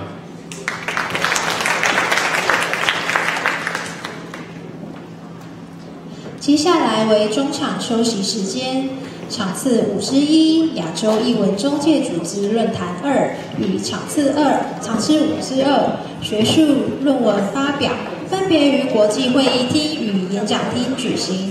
两场皆于10点45分开始，请各位贵宾尽早就座。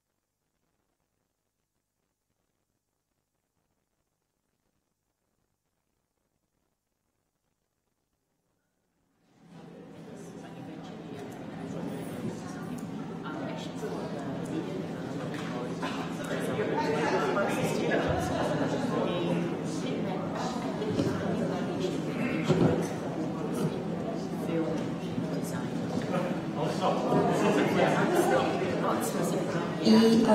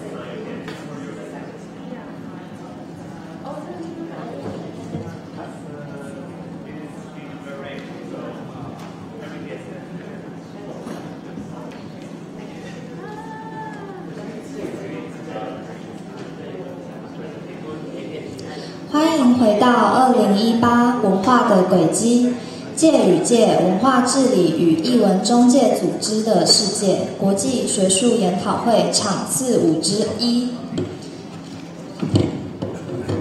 亚洲艺文中介组织论坛2。本场次将由英文进行，备由中文翻译，每位发表时间为15分钟。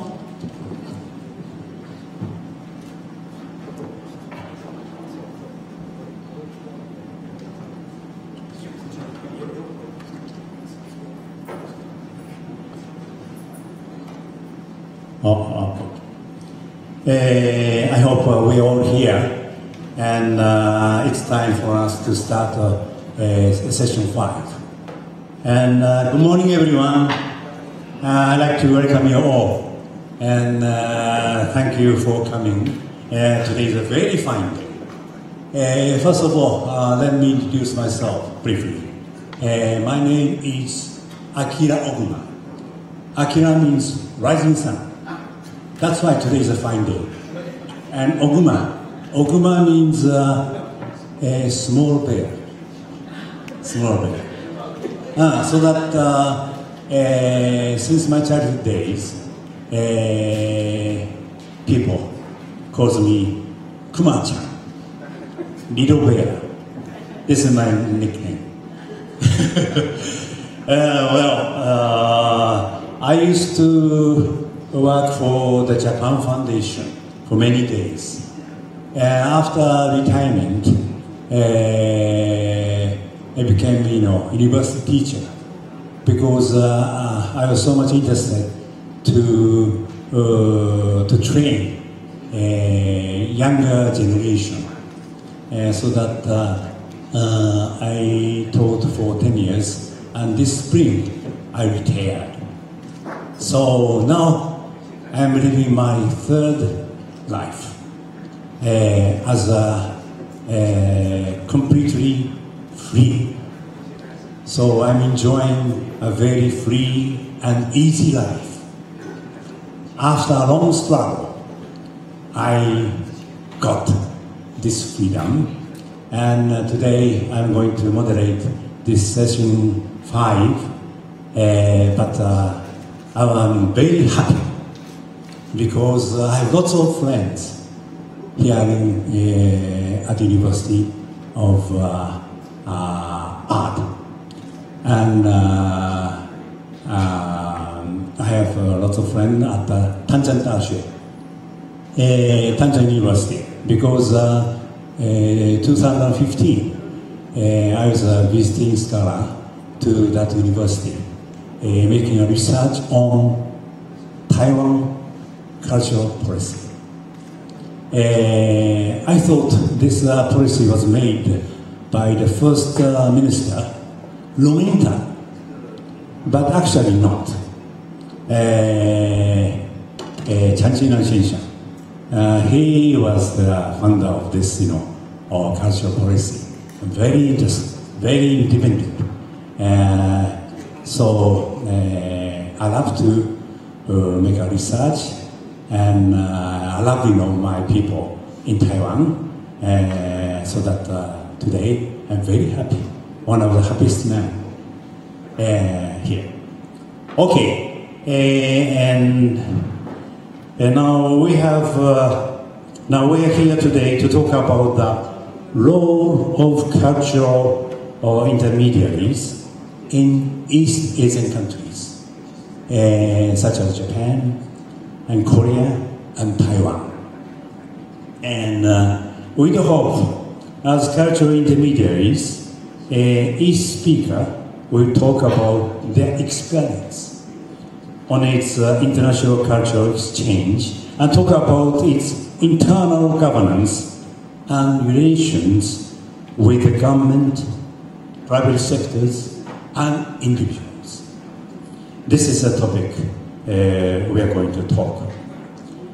And what is more, what kinds of cooperation will be possible in order to seek potential international exchanges and partnership? This is also an important topic. Let me introduce today's two guest speakers. Please stand up. Mr. Hiroyuki Kojima. He is Managing Director of Planning Department of the Japan Foundation from Japan. And Dr. Kim, he's a good friend of mine. Director of Cultural Leisure Policy Research Office, Korea Culture and Tourism Institute from Korea. And we have honorable guest from Ministry of Culture, Mr. Hong Yi-ling Shinshan, Director of Department of General Planning, Ministry of Culture. Three of them, okay? So let's start with the first speaker. Mr. Kojima, will you please come up to the stage?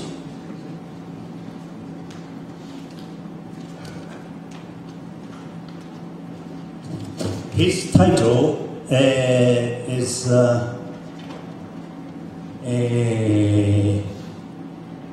International Intermediaries in Asia, based on the experience of the Japan Foundation's recent project. Okay, please, I leave it to you.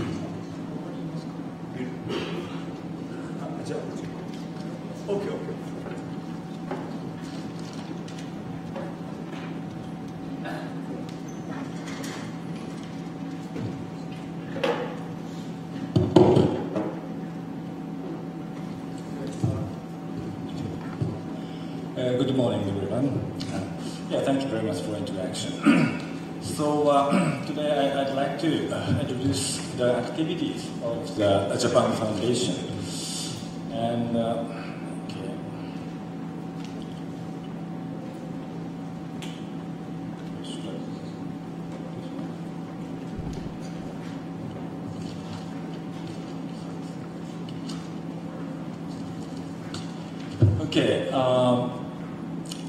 well, the Japan Foundation was established in 1972 as a Japanese semi-governmental organization, and this organization, the Japan Foundation, is dedicated to carry out the comprehensive international cultural exchange programs throughout the world. So we are basically doing the international cultural exchange. So the objective of our foundation, the activity of the foundation, is deepening mutual understanding between the people of Japan and other countries through various activities and information services, and create opportunity to people interactions. And I just would like to remind you that today or yesterday we talked about cultural intermediaries. And of course, this idea of cultural intermediaries can contain many things or many organizations. But I just want to point out that our foundation, the Japan Foundation, is under the Ministry of Foreign Affairs of Japan. And of course, we in Japan have Ministry of Education and also the Agency for Cultural Affairs. And under those, ministry and agency, we also have other cultural institutions as National Arts Center or Film Center, etc. So, although the Japan Foundation are dealing with international cultural exchange, it's in the context of rather, diplomatic activity rather than the pure cultural activities. And I also would like to mention here that the characteristics of our organization. And I know that in Taiwan too, you have Xinzhong Faren, the administrative agency, this system. And we in Japan too, we have this independent administrative agencies. I think this system was modeled after the UK's agency system. And this idea was come from new public management. So the important point is that, separating the policy making and maybe planning function, separating planning functions and operating functions of the policy. So in our case, usually the Ministry of Foreign Affairs are basically making the targets or objective of our activity. They plan, they give us the kind of midterm objectives. And in response to that, the Japan Foundation set up the midterm plan in accordance to these objectives. So we are now in the middle of fourth midterm plan starting last year. So the policy making, the ministry are doing the policy making, and Japan Foundation is doing the actual operation. But this is the idea. But actually, of course, we, the Japan Foundation, also somehow, doing the policy making together with the Ministry of Foreign Affairs. So it's not such clear-cut separation. It's a kind of cooperation with Ministry of Foreign Affairs and the Japan Foundation. But theoretically, this is a separation. And after, so in accordance, in line with the midterm plan, we do various kinds of cultural programs every year. And after the one, fiscal year ends, we need to do the self-evaluation and then report to the Ministry of Foreign Affairs. And they do their evaluation for us. This is every year thing. And after finishing the midterm duration, after 5 years, we will review the whole 5 years and report to the ministry.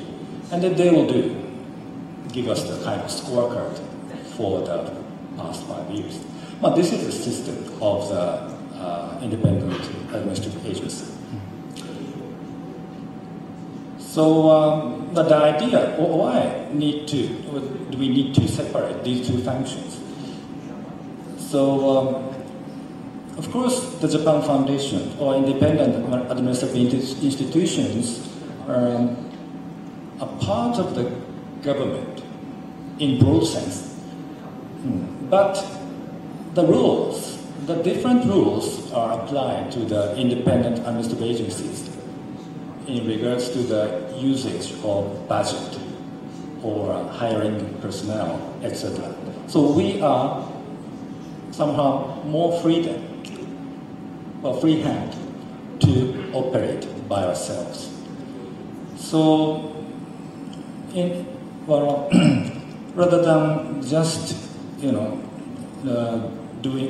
doing programs by the government itself, it's more effective and efficient to let the different body or more private sector-like body to do the programs.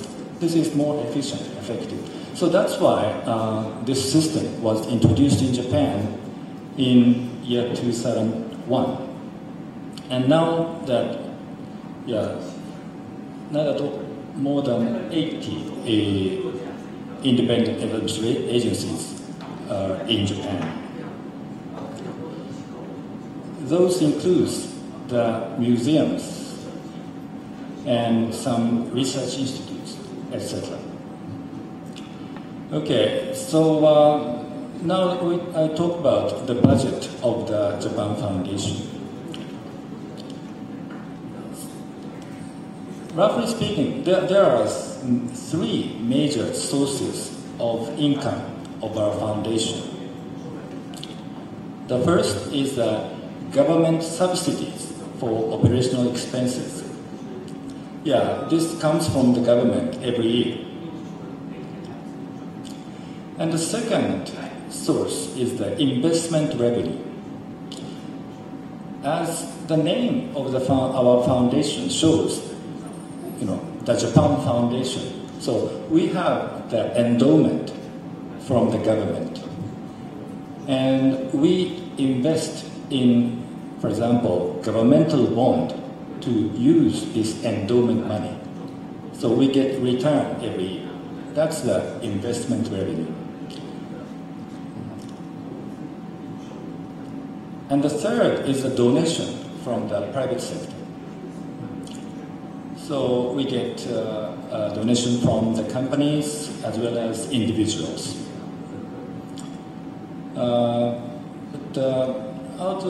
Among these three, the first one, the government subsidies now consists about almost 70% of our income.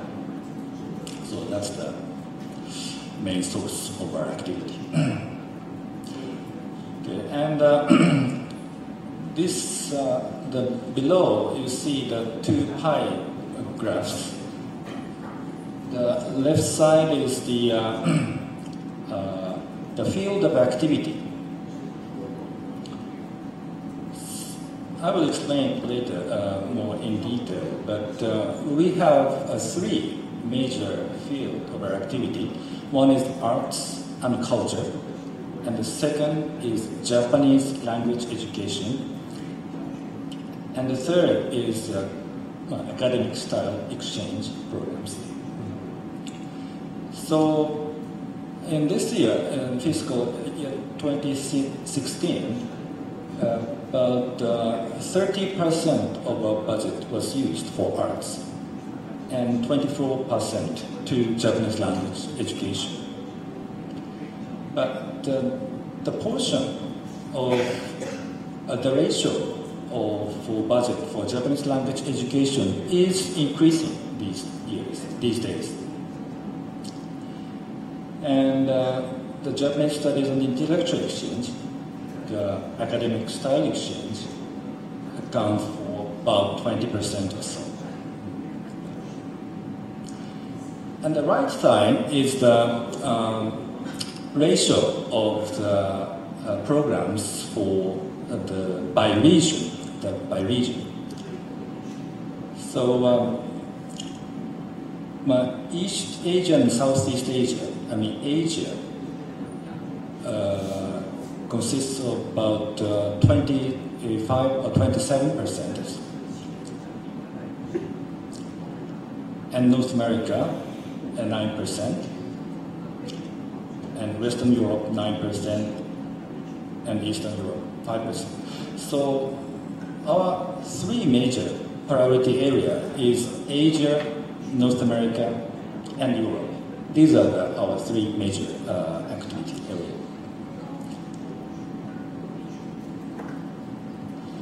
Okay, then I'll talk about the two functions of Japan Foundation. So Japan Foundation has two characteristics. One is the grant-making foundation, and the second is operating foundation. So we give grants to the institutions and individuals through various kinds of grant programs. But at the same time, we organize various types of cultural exchange programs by ourselves. So we have two major characters.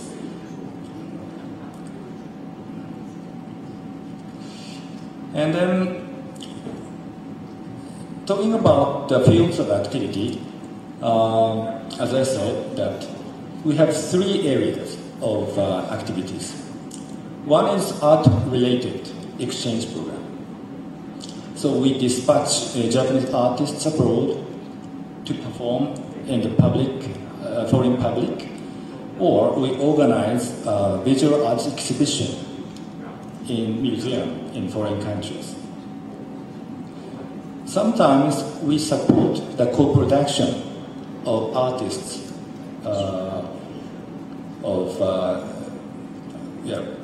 Japanese artists and other countries' artists collaboration. And the second one is the Japanese language education. So according to our survey in 2015, approximately 3.6 million people are studying Japanese in schools and institutions. So we extend support to promote the Japanese language education in foreign countries. And the third category is called Japanese Studies and Intellectual Exchange. In many universities abroad, there are scholars and researchers who are specifically doing research on Japan. They study Japanese history, Japanese society, Japanese literature, etc. So we give assistance to those institutions and researchers by providing, for example, a fellowship program to Japan or grant money for doing the joint research. And we also support the activities and initiative by Japanese and other countries' specialists who are tackling the so-called global issues like climate change or environmental issues or etc. So this issue not necessarily directly involved Japan, but if if the project has the international collaborative aspect, we can extend our support to those initiatives. Okay. And you can see the detail here, and then, these are the example of our activities in each field. And I just would like to tell specifically about the recent initiative of the Japan Foundation. The Japan Foundation established the new center, which is called Asia Center, in 2014. So there are two major programs of this center. One is the programs of support Japanese language learning. So I forgot to mention, this center is called Asia Center, but currently targeting ASEAN countries, South Asian countries. And the first major category of the program of the Asia Center is Japanese language program.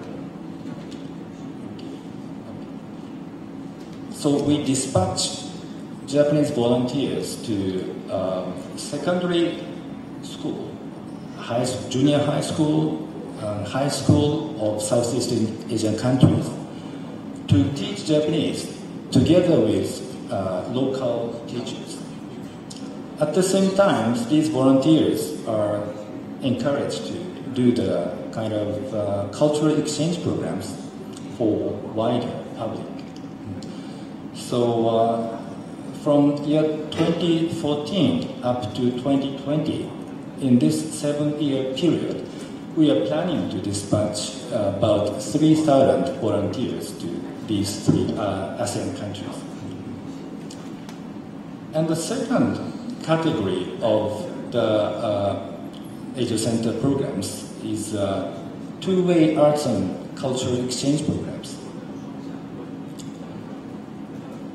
So these programs covers a relatively wide range of field, ranging from sports and films and also the performing arts and some regional, intellectual exchange programs. This is a concept of Asia Center. So we call it the 4C.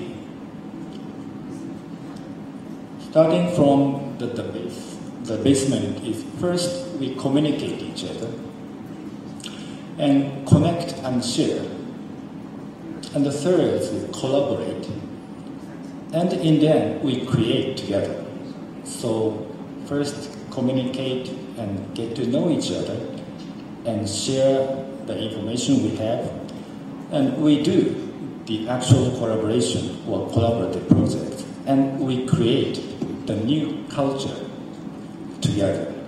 And these are the idea of the Asia Center. Of course, sometimes it's a bit difficult to, follow this path. Yeah. But we try our best to fulfill this idea together with our counterparts in Asian countries. Okay. Basically, that's it for the Japan Foundation, explanation of the Japan Foundation. And, personally, I now work in the Tokyo headquarters of the Japan Foundation, but I had the opportunity to work in 3 Asian countries. I was first assigned to the Philippines in 1996, and I worked there for about 4 years. And then I was appointed to our Beijing office in 2006, and I worked there for about 4 years. And most recently, I worked in Seoul, Korea, from year 2013 until 2015.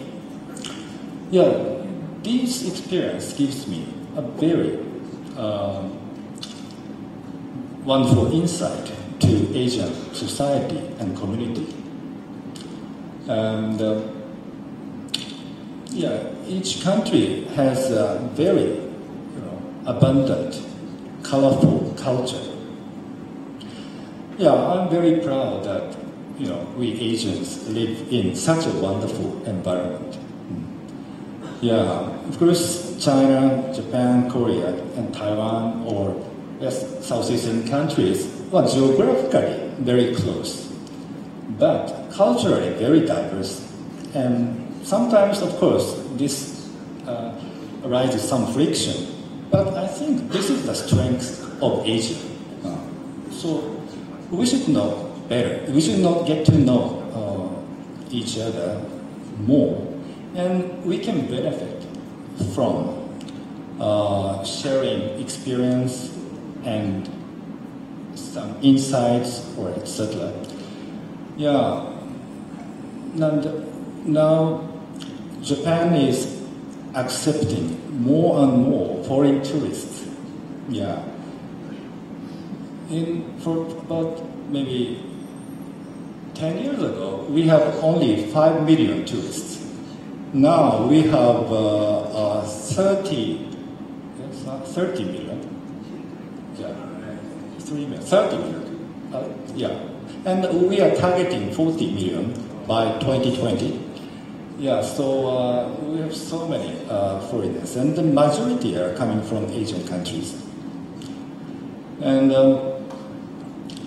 of course, this kind of personal exchange gives a chance for Asian people to know other cultures more, in depthly and more closely. So I think cultural intermediaries the role of cultural intermediaries is, of course, to enhance and improve the quality of art of each individual country. But if we, stress and put forward more international collaborative component, we will get fruitful results in the future.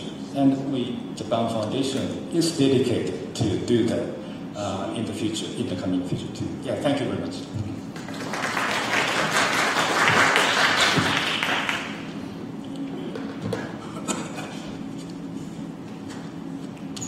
Well, thank you very much, Mr. Kojima.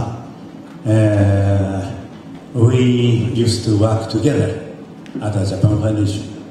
So, Japan Foundation,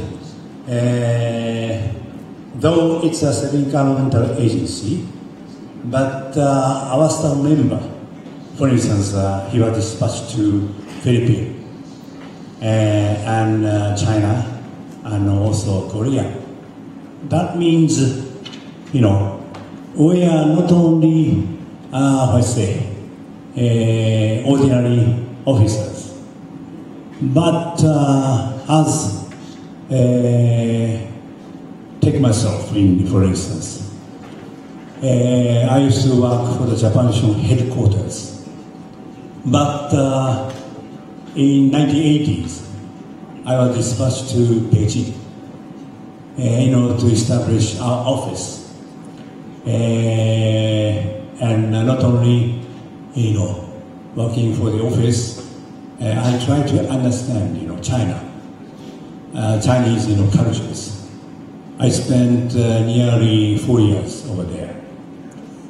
Then after coming back to the headquarters, again in 1992, I was sent to China, second time, as director of the Beijing office, and spent 5 years.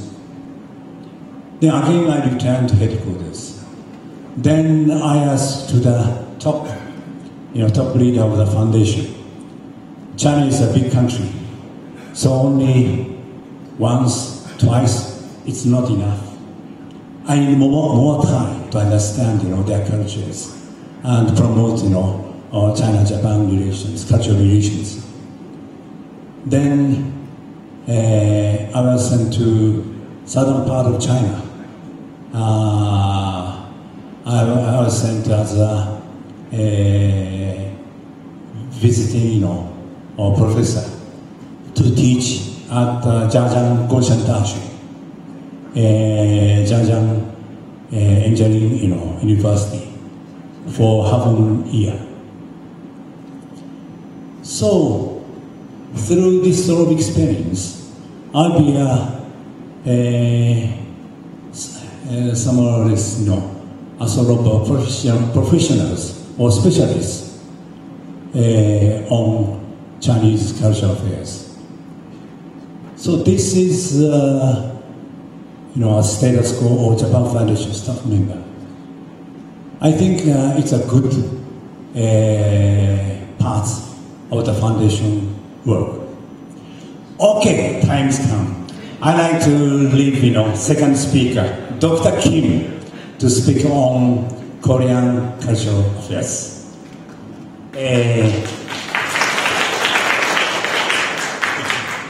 Enough time.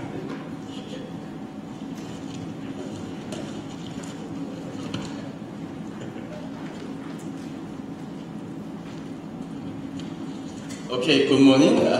Firstly, I want to thank to National Taiwan University of Art to invite for this wonderful occasion. Also, Ministry of Culture and the speakers of this morning. I learned a lot, so I changed a lot, and the staff who worked so hard, and mostly listener who came here in very bright Saturday morning. It's very difficult to come here, and so I thank to all, and I will start my speech. I'll try to do shortly, but before I start my presentation, I want to explain one story. A few years ago, as you know, the Korean pop music became some boom, like Psy, Gangnam Style, Big Bang, and some G-Dragon that I don't like, Extra, and you like, okay. And the Korean government says it's too loudly, it's our state big success, and Korean people say it's our success, and I said, no, they like Big Bang, not Republic of Korea. Do not emphasize. But they started to emphasize, the scholars said it's a Korean some brand, and I said no, it's a pop music, it's other thing. And suddenly there has been some debate politics with People's Republic of China and Korea, and suddenly the mainland China cancelled every pop concert, G-Dragon, EXO, ESTA, etc., and they censored Korean dramas. So I said, it's because of you. You are mixing culture and politics together. Now you have a problem. Do not do that again. And so what I'm trying to say is, it's more private, artistic, professional cooperation we need than cultural diplomacy. And from now on, I explain a little bit about Korea's governmental system of cultural cooperation. Okay.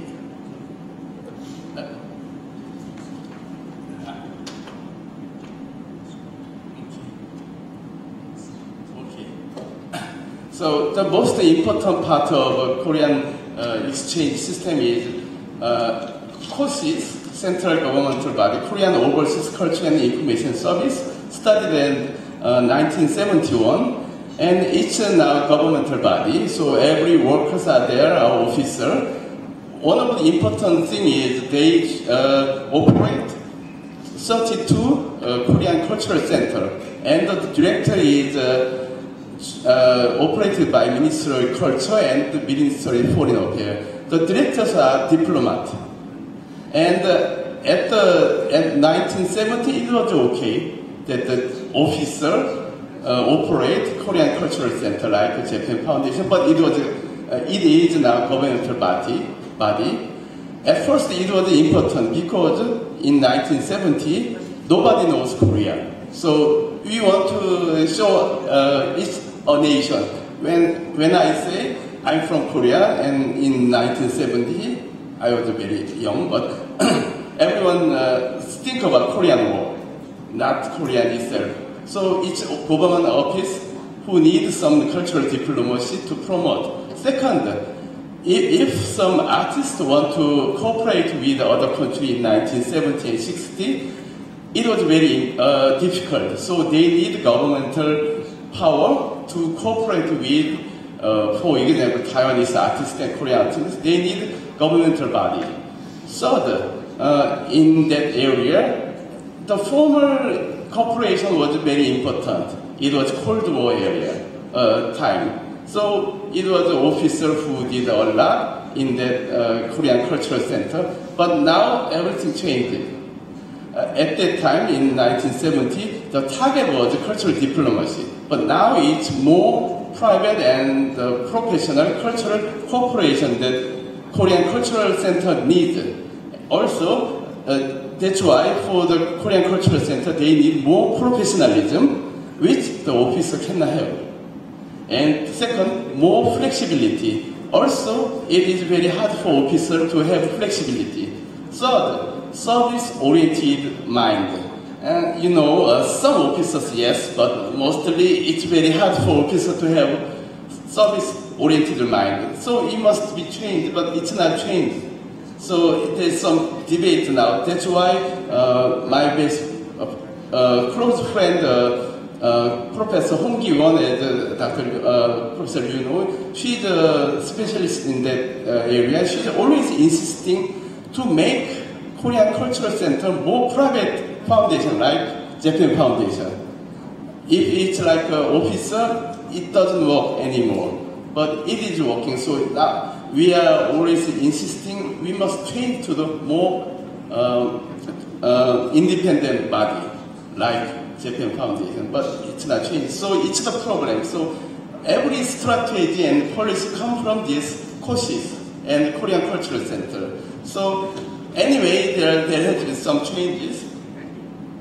Second, Korea Foundation. We have a foundation like Japan Foundation, but it's not like Japan Foundation. It's the same thing is it's operated by Foreign Affairs, but it's not around the whole world. The office is in Seoul, and some few correspondents stays in other countries. And at first, it was based on Ministry of Culture and Information. Now it's based on Foreign Affairs. What they are doing mostly is promoting Korean studies. So it's the professor or scholar who works mostly with Korea Foundation. About 20 years ago, many artists work with Korea Foundation, but Ministry of Culture launched in 1991, and many artists cope with the Ministry of Culture, then Korea Foundation. So they are focusing now on to promote Korean study, like Korean language, Korean history, Korean art history.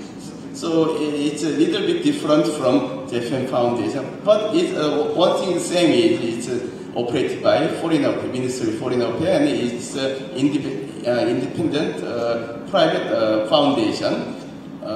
The fund is coming from the government, but and there's the King Sejong Institute. It's very recent. It's started 2012. At first, we were planning to have something like Gongju Institute or Goethe Institute, like, and because we wanted some scholars and policy makers wanted to gather the function of a Korean Cultural Center, but it didn't happen because the officers were too strong. But so they are now doing some. What they are doing is learning Korean and make learning Korean. And as it's a more private foundation, it's more freely operated. And there are two King Sejong Institute in Taiwan too, in Dunhwa, Nanlu, and in Taipei, and also in Kaohsiung. So it's all very limited to Korean language learning. But it's growing very fast. So we are thinking of put some culture and art with the Sejong Institute, but it's ongoing. Other thing is the Korean Foundation for International Cultural Exchange. It's very small, but it's very, very important for the cultural industry. When we talk with the members of Korea coffees, I always told them, you are spy, like a cultural spy. Because they are all around the world and they search what they need and what they like, and give that information to the SM or pop stars or manager and filmmakers, and saying, for example, in Taiwan they love extra kind of music and they make music. with the help. So I call them cultural spy, but they are not really spy because they open all their report. If you go to that homepage, you can find every Hallyu report in each year. It's about how the K-pop or Korean wave goes, and they do the report and open. So it's not really a spy, but this year it changed. Until last year, it is only creative industry, but now it's all mixed with cultural cooperation system. So it will be changed not only cultural industry, but with art and cultural cooperation with private groups. And for the last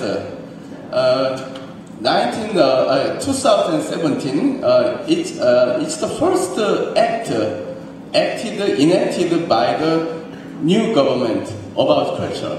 It's International Cultural Exchange Promotion Act. And I was a little bit pity because we want to put more power for the private, and but it is yet more governmental. But Ministry of Culture Act, the International Cultural Exchange Promotion Act, to systemize all the work of a governmental body, because in foreign affairs, in Ministry of Education, everything was doing their job, but there was no strategy and no reliance or network. So it's to make some network, not ruling, because foreign affairs, Ministry of Foreign Affairs don't like the Ministry of Culture rule every cultural exchange thing. So it's the purpose is networking or the system of cultural exchange in governmental body. But so it's a very new act, and with the act, it has some point about professional artist or manager who can work or monitoring and support for the freelancer going outside. And we are thinking, and what I want to say is, until now, but it is a Korean Cultural Center who rule the system of cultural cooperation. But in such a system of Korea, as we talked yesterday, many artists and organizations can cooperate without the help of Korean Cultural Center. Sometimes they become burden. Like former government, for example, if some art association want to cooperate with some art association in France, there was some pressure. It is against governmental vision, etc. So sometimes it became burden. So what we need is government can support and listen to the many associations who are already very good at international cooperation, not ruling and some make a point, etc. So it's now time that many professional and associated artists are very good at cooperation. And there's one thing the government should support is local cooperation. Many artists, very famous and celebrated or very grown, are good at exchange in internet exchange. But new artists from local field, it is yet very difficult to cooperate with international association. So government can support, not force, support the local artists, the local association more and more cooperate. And I think it's doing, because the actual President Moon, when he was elected as president, he said, from now on, Korea is a local autonomic country, not central country. So he put very power on the local authority and the local culture. So it's time for the Korean government or Korean system help more for local and give more freedom for artist exchange, and I hope in next year Korean Cultural Center becomes private foundation like Japan Foundation. That's what I'm thinking, and I think it's the same problem in Taiwan and mainland China and in other Asian countries who the government plays too much role on cultural diplomacy than cultural cooperation. So I think it's time we must change. Yeah, and thanks for listening this morning. Thank you.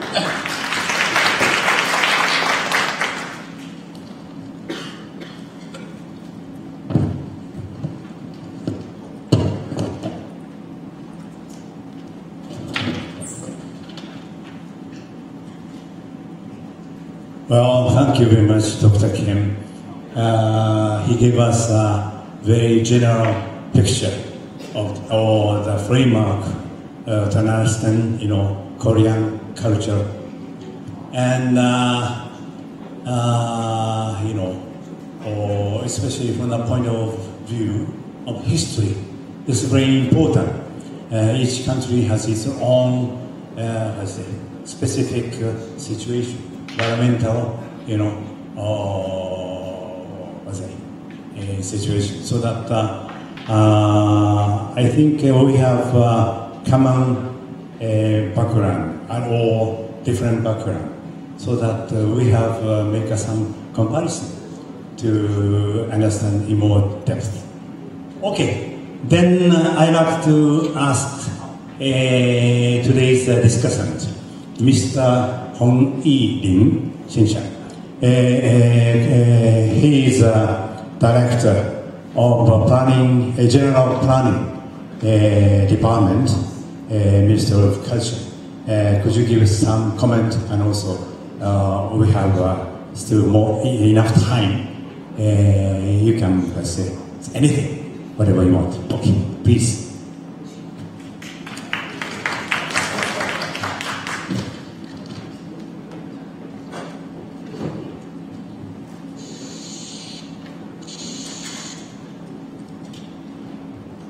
谢谢小龙教授哈，那请容我以中文来说明。听了日本跟韩国的这个说明之后呢，我想要分享一下台湾的这个目前中介组织的发展。那台湾的中介组织发展里头呢，有分为这个行政法人，还有财团法人的方式来进行。那另外还有一个比较特殊的是用这个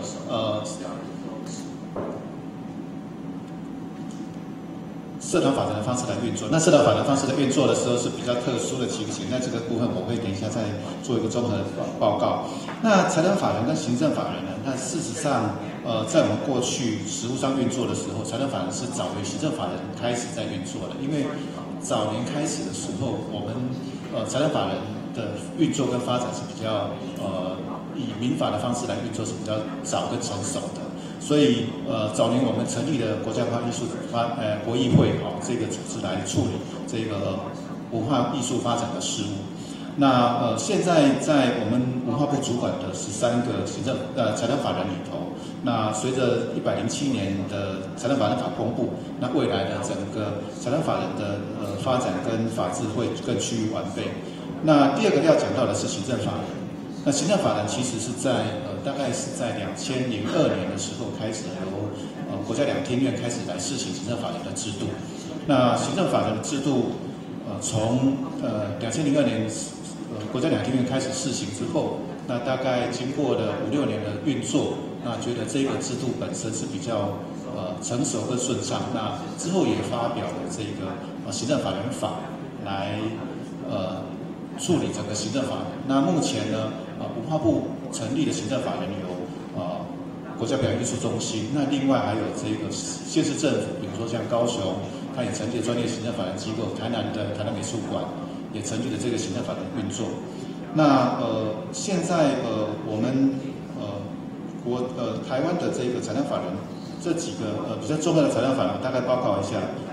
以财团法人国家文化艺术基金会来讲，它的任务就比较庞杂一点，它包括从事于补助艺文团体的这个任务。那另外呢，有一些必须要由财团法人来运作的这个机制里头啊，比如说艺文团队的这个补助运作，还有资源的这个下放这个部分，渐渐的在国家文化艺术基金会，它也扮演了这个很重要的角色，尤其是郑部长上任之后啊，对于这个表演艺术团体的这个扶持团队的业务啊，整个都下放到国艺会来操作。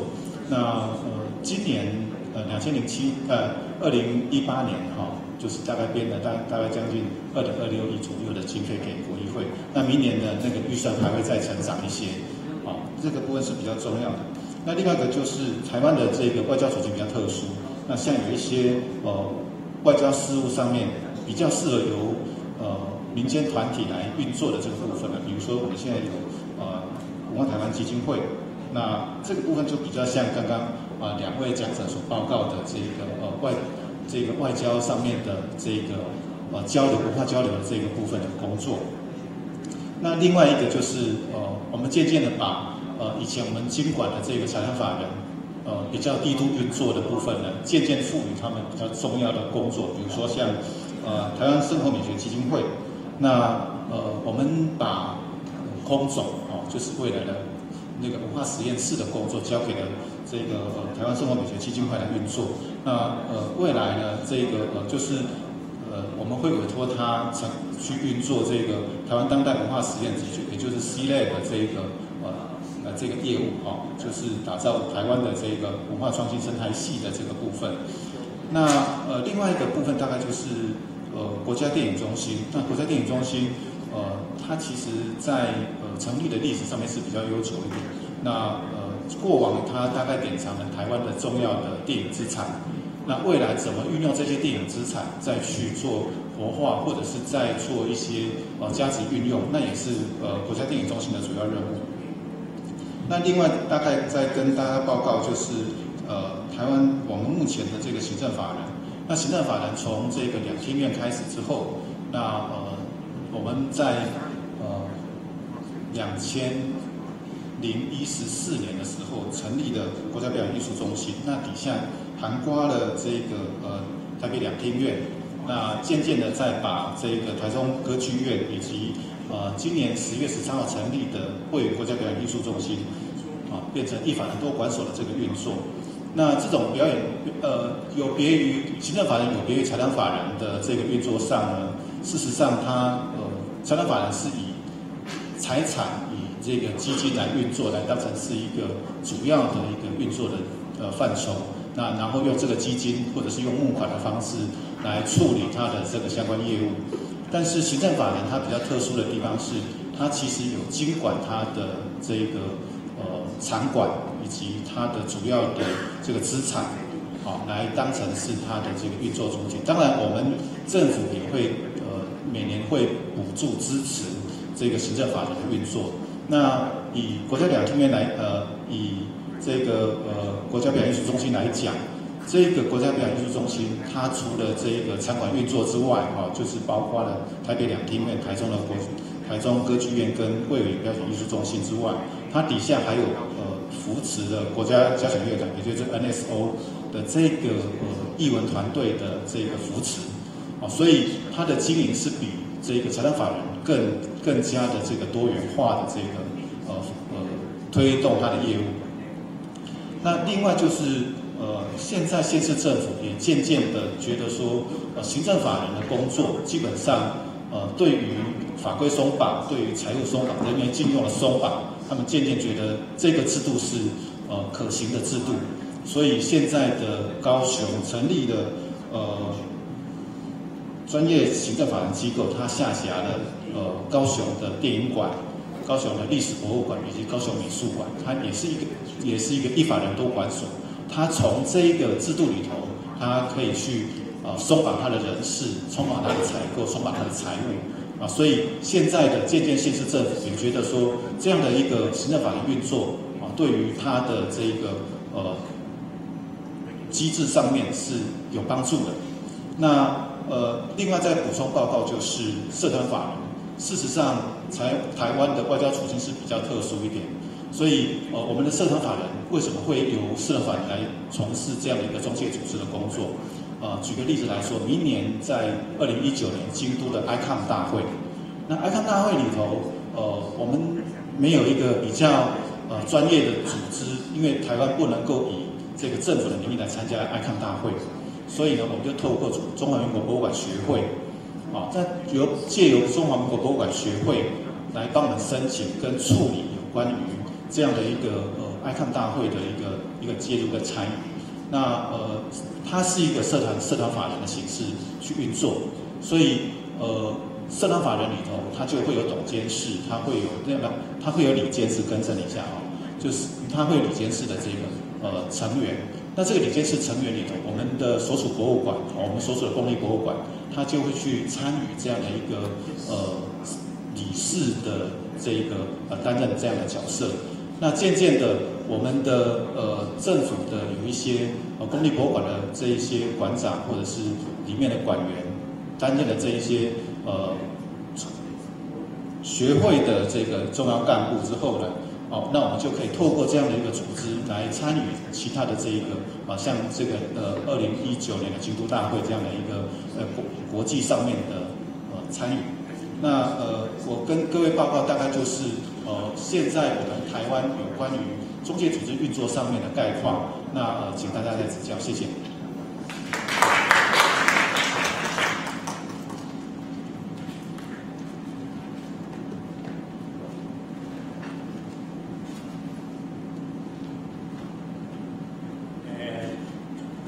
Thank you very much, Mr.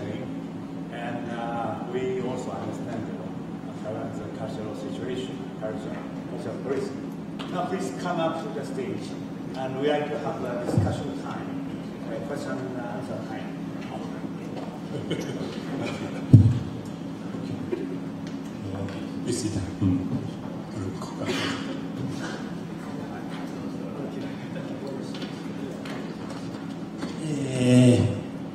Any question? Please.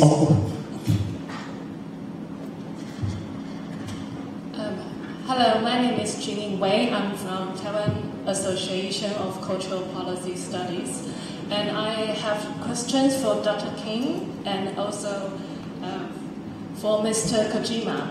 And firstly, for Dr. King, and I would like to know from your final remark, you said that the governments may put too heavy hands on cultural diplomacy. But on the other hand, I would like to know your opinion.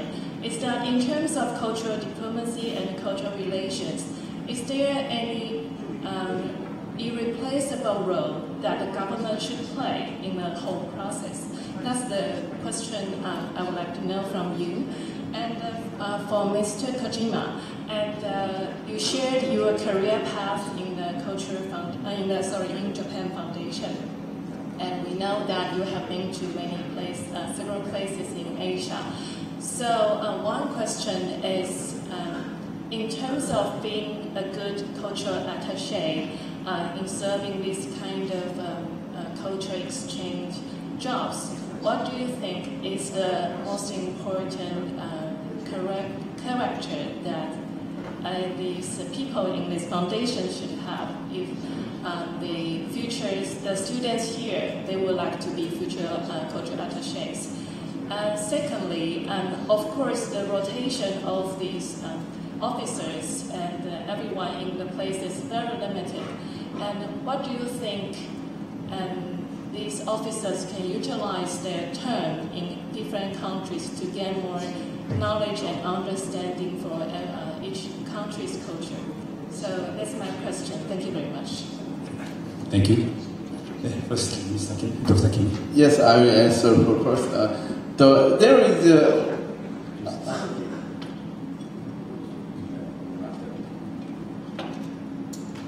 I can speak.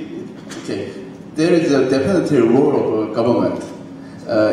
It's not being office in the center, cultural center in abroad. No, it's because once I talked with director of cultural center of Poland, he doesn't speak Polish, he don't know artistic, so he spent 2 years knowing what's going on in Poland. And after 3rd year, he came back.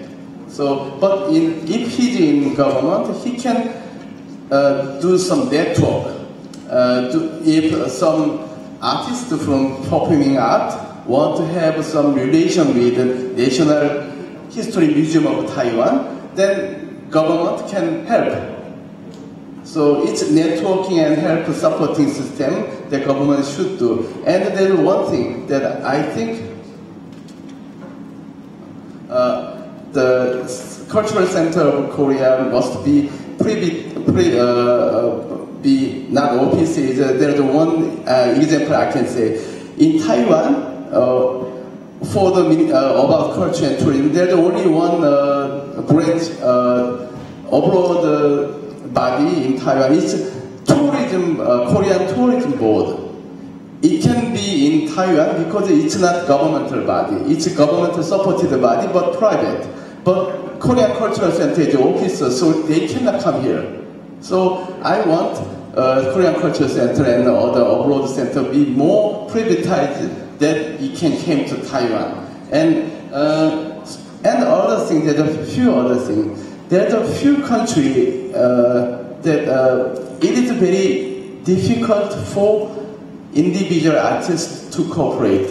Sometimes they need some official appointment.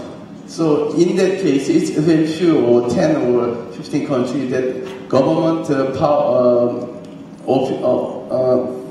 power is needed. But mostly what is needed is doing some network and support by fund, etc., etc., not doing some strategy, pushing strategy. That's what I want to say.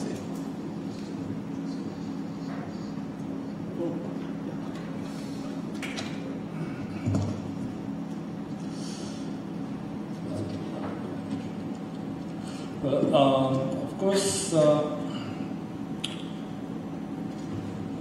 so each country has a different culture and a different style, working style.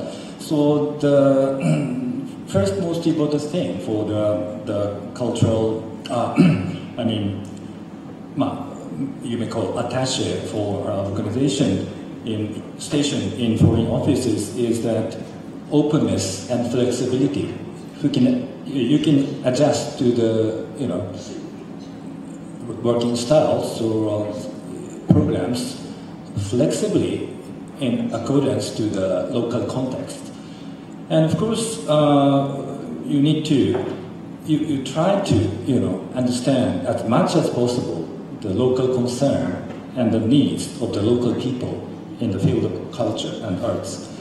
And of course, the language, learning local language is one of the important things. Of course, we cannot be, so we cannot have the proficiency of all the languages, but at least you should try to learn some of languages and then try to directly communicate with local people there. And of course, since we have a kind of rotation system, the working duration of each country are limited, usually 3 to 4 years. But since the Japan Foundation, our organization, is specifically doing international cultural exchange, the experience in overseas assignments will be utilized in other departments in the future. And sometimes, in my case, for example, after working in China and Philippines, I worked in the department doing the Asian programs in Tokyo headquarters. So during that year, I often travel and follow up on the keep up, update the networks I nurtured during my overseas working days.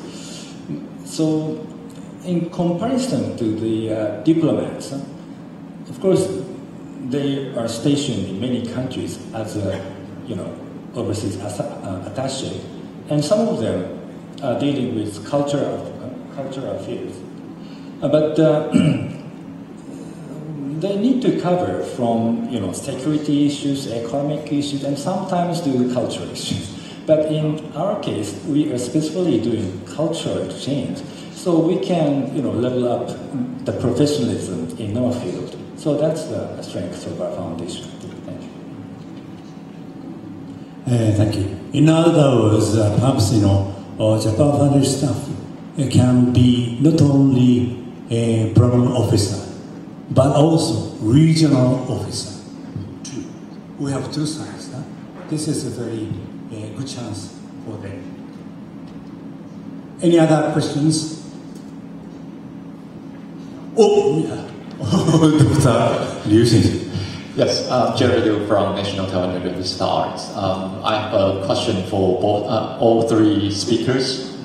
Now we have found out there are so many intermediaries in all countries, in Korea, Japan, and also in Taiwan. We have so many, and now it's difficult to really coordinate among all those cultural intermediaries, and then to find a voice to also do international cultural exchanges. So I would be asking, well, in your own opinion, right, how do you think this could work better? How do you coordinate so many different voices in the different cultural intermediary inside your country, and then how do they through your international foundations, then speak out with other nations? That's probably some of the my question I want to hear about your own opinion. Thank you.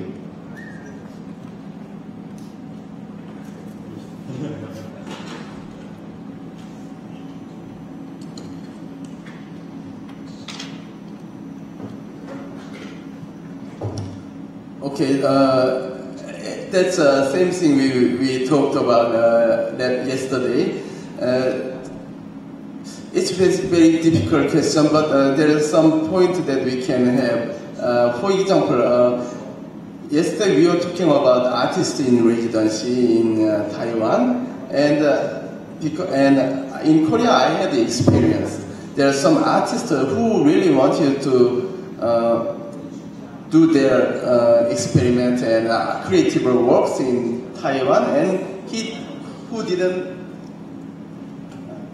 have opportunity and who didn't know, because sometimes artists are not very good at information, administrative information. But I heard that there are some Koreans come to Dansui or Trajetories, and so I think the first thing is giving information, and giving information not only for artistic but administrative information, immigration information. How can he stay 1 year or 2 years? So first one is most important is doing information, more information, and keep in touch. Then we can have more and more problem solving. It's the same with North Korea and South Korea. If we meet 2 times, 3 times, we became we know more information for other countries, and we became more friendly, and we can cooperate in 3 years, 4 years. We cannot do in 1 day, but if we give information, so information is the first role that the coordination and intermediary platform can do. So it's what I can say. It's very difficult question, but yeah, thank you.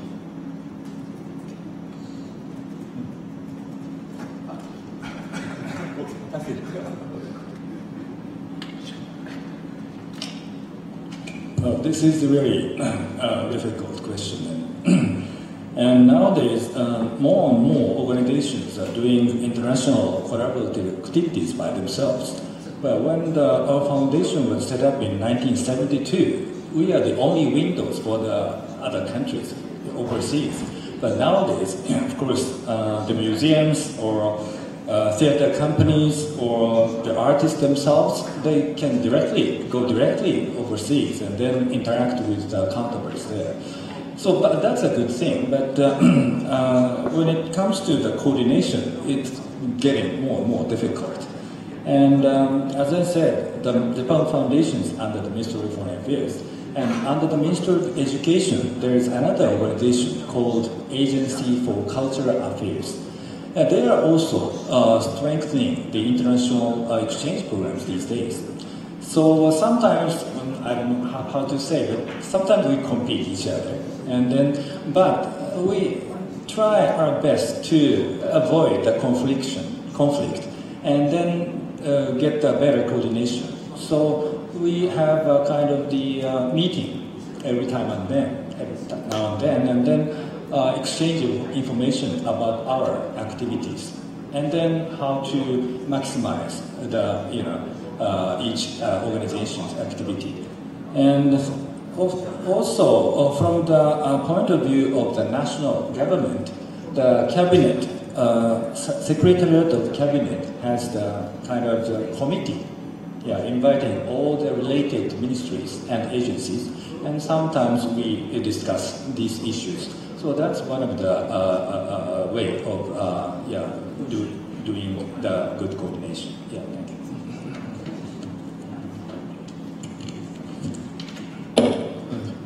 其实，谢谢。我就以文化部的角度来谈这件事情。那基本上来讲，我们在国际交流这件事情是个别赋予每个基金会不同的任务，那或者是其他中介组织不同的任务。那以文化交流基金会来讲，那它可能就是比较一般性的比如说我今天有一个国际交流的业务，那赋予它之后，那它就由这个基金会继续运作。那其他比较属于特殊性的，像我刚刚提到的明年2019年的 ICOM 京都大会这件事情，那可能我们就会借重这个博物馆学会的这一个组织，然后赋予它这样的去整合其他博物馆或者是公立博物馆跟私立博物馆之间的这个整合工作，就可能请这个博物馆协会去处理这件事情。所以我们可能就整个不同的任务赋予之后，然后去处理它不同赋予工作的这个交流的工作，大概是这个情形上。Thank you. Is there any other question?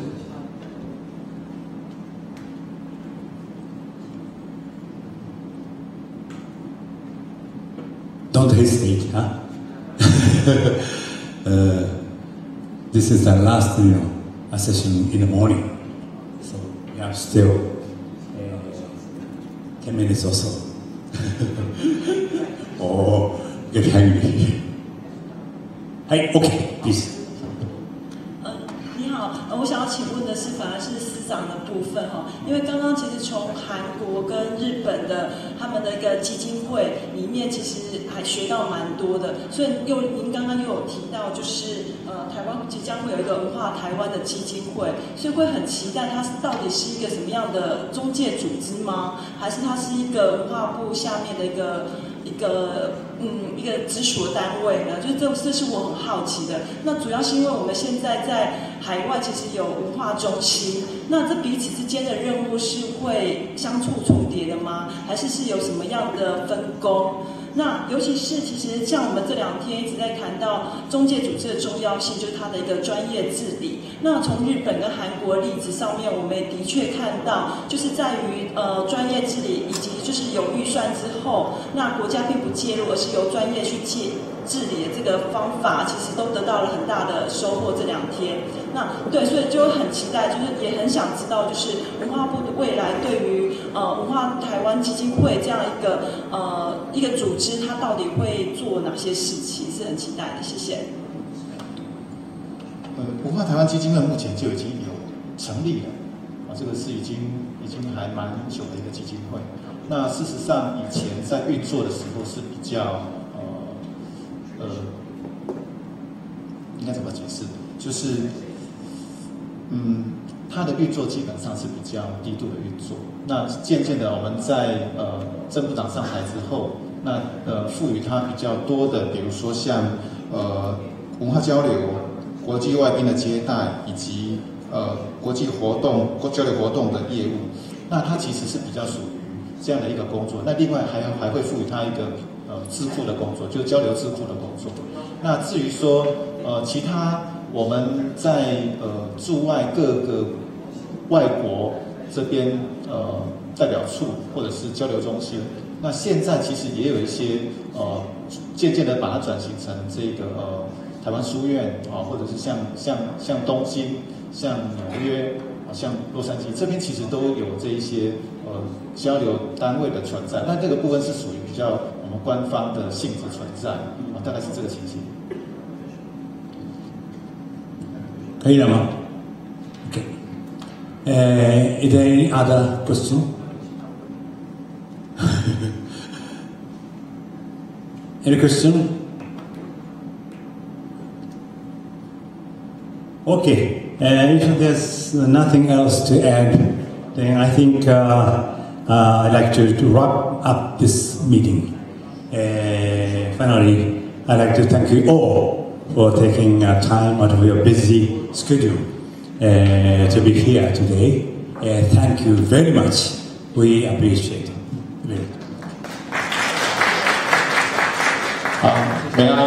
May I invite all participants to come to the center? We want to take a group photo together. Yeah. So if you come to the center, 大家可不可以请大家一起到中间这2、3排？我们想要拍一个大合照，好不好？那欢迎大家一起来。Right. If you don't mind, you could bring your proceeding with you, so you will have a logo with us together. Yeah, if you can. 所以到我们前面这3排的座位，让我们往中间一点点，我们就一起来拍照。摄影师会从上面拍下来，摄影师会从上面从那个讲台上面拍下来。所以我们请大家就到前面这3排来，好不好？谢谢。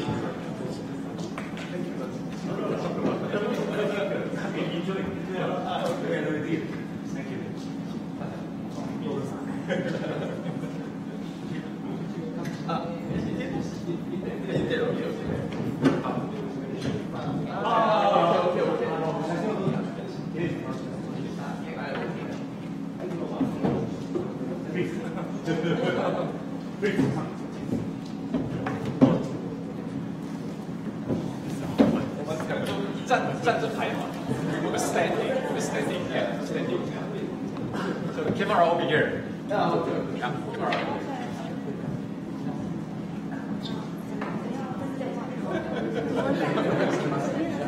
请大家站一下。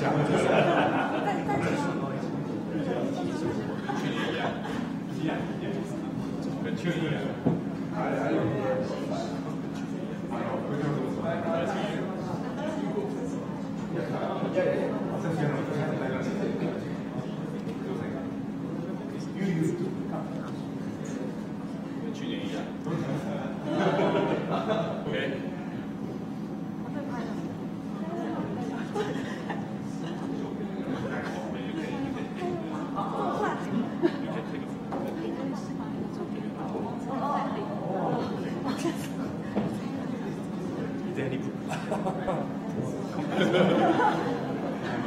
第二 section. This one. Okay.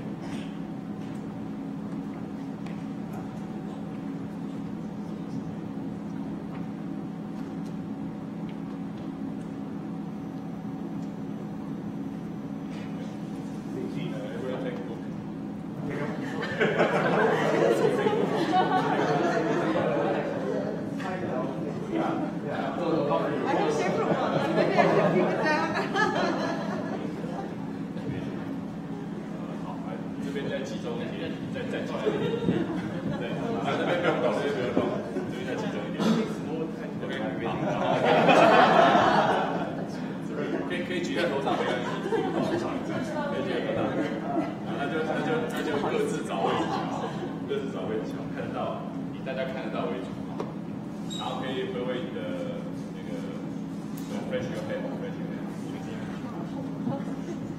OK, go.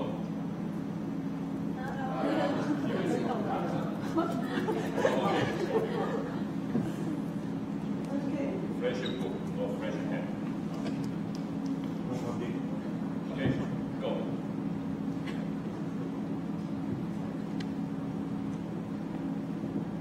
Okay, one more game.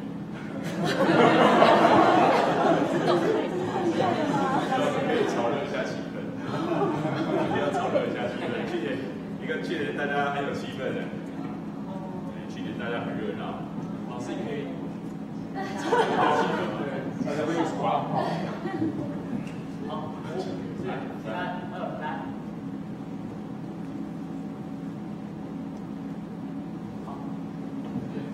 OK， 好，谢谢。Thank you very much. Thank you. Thank you.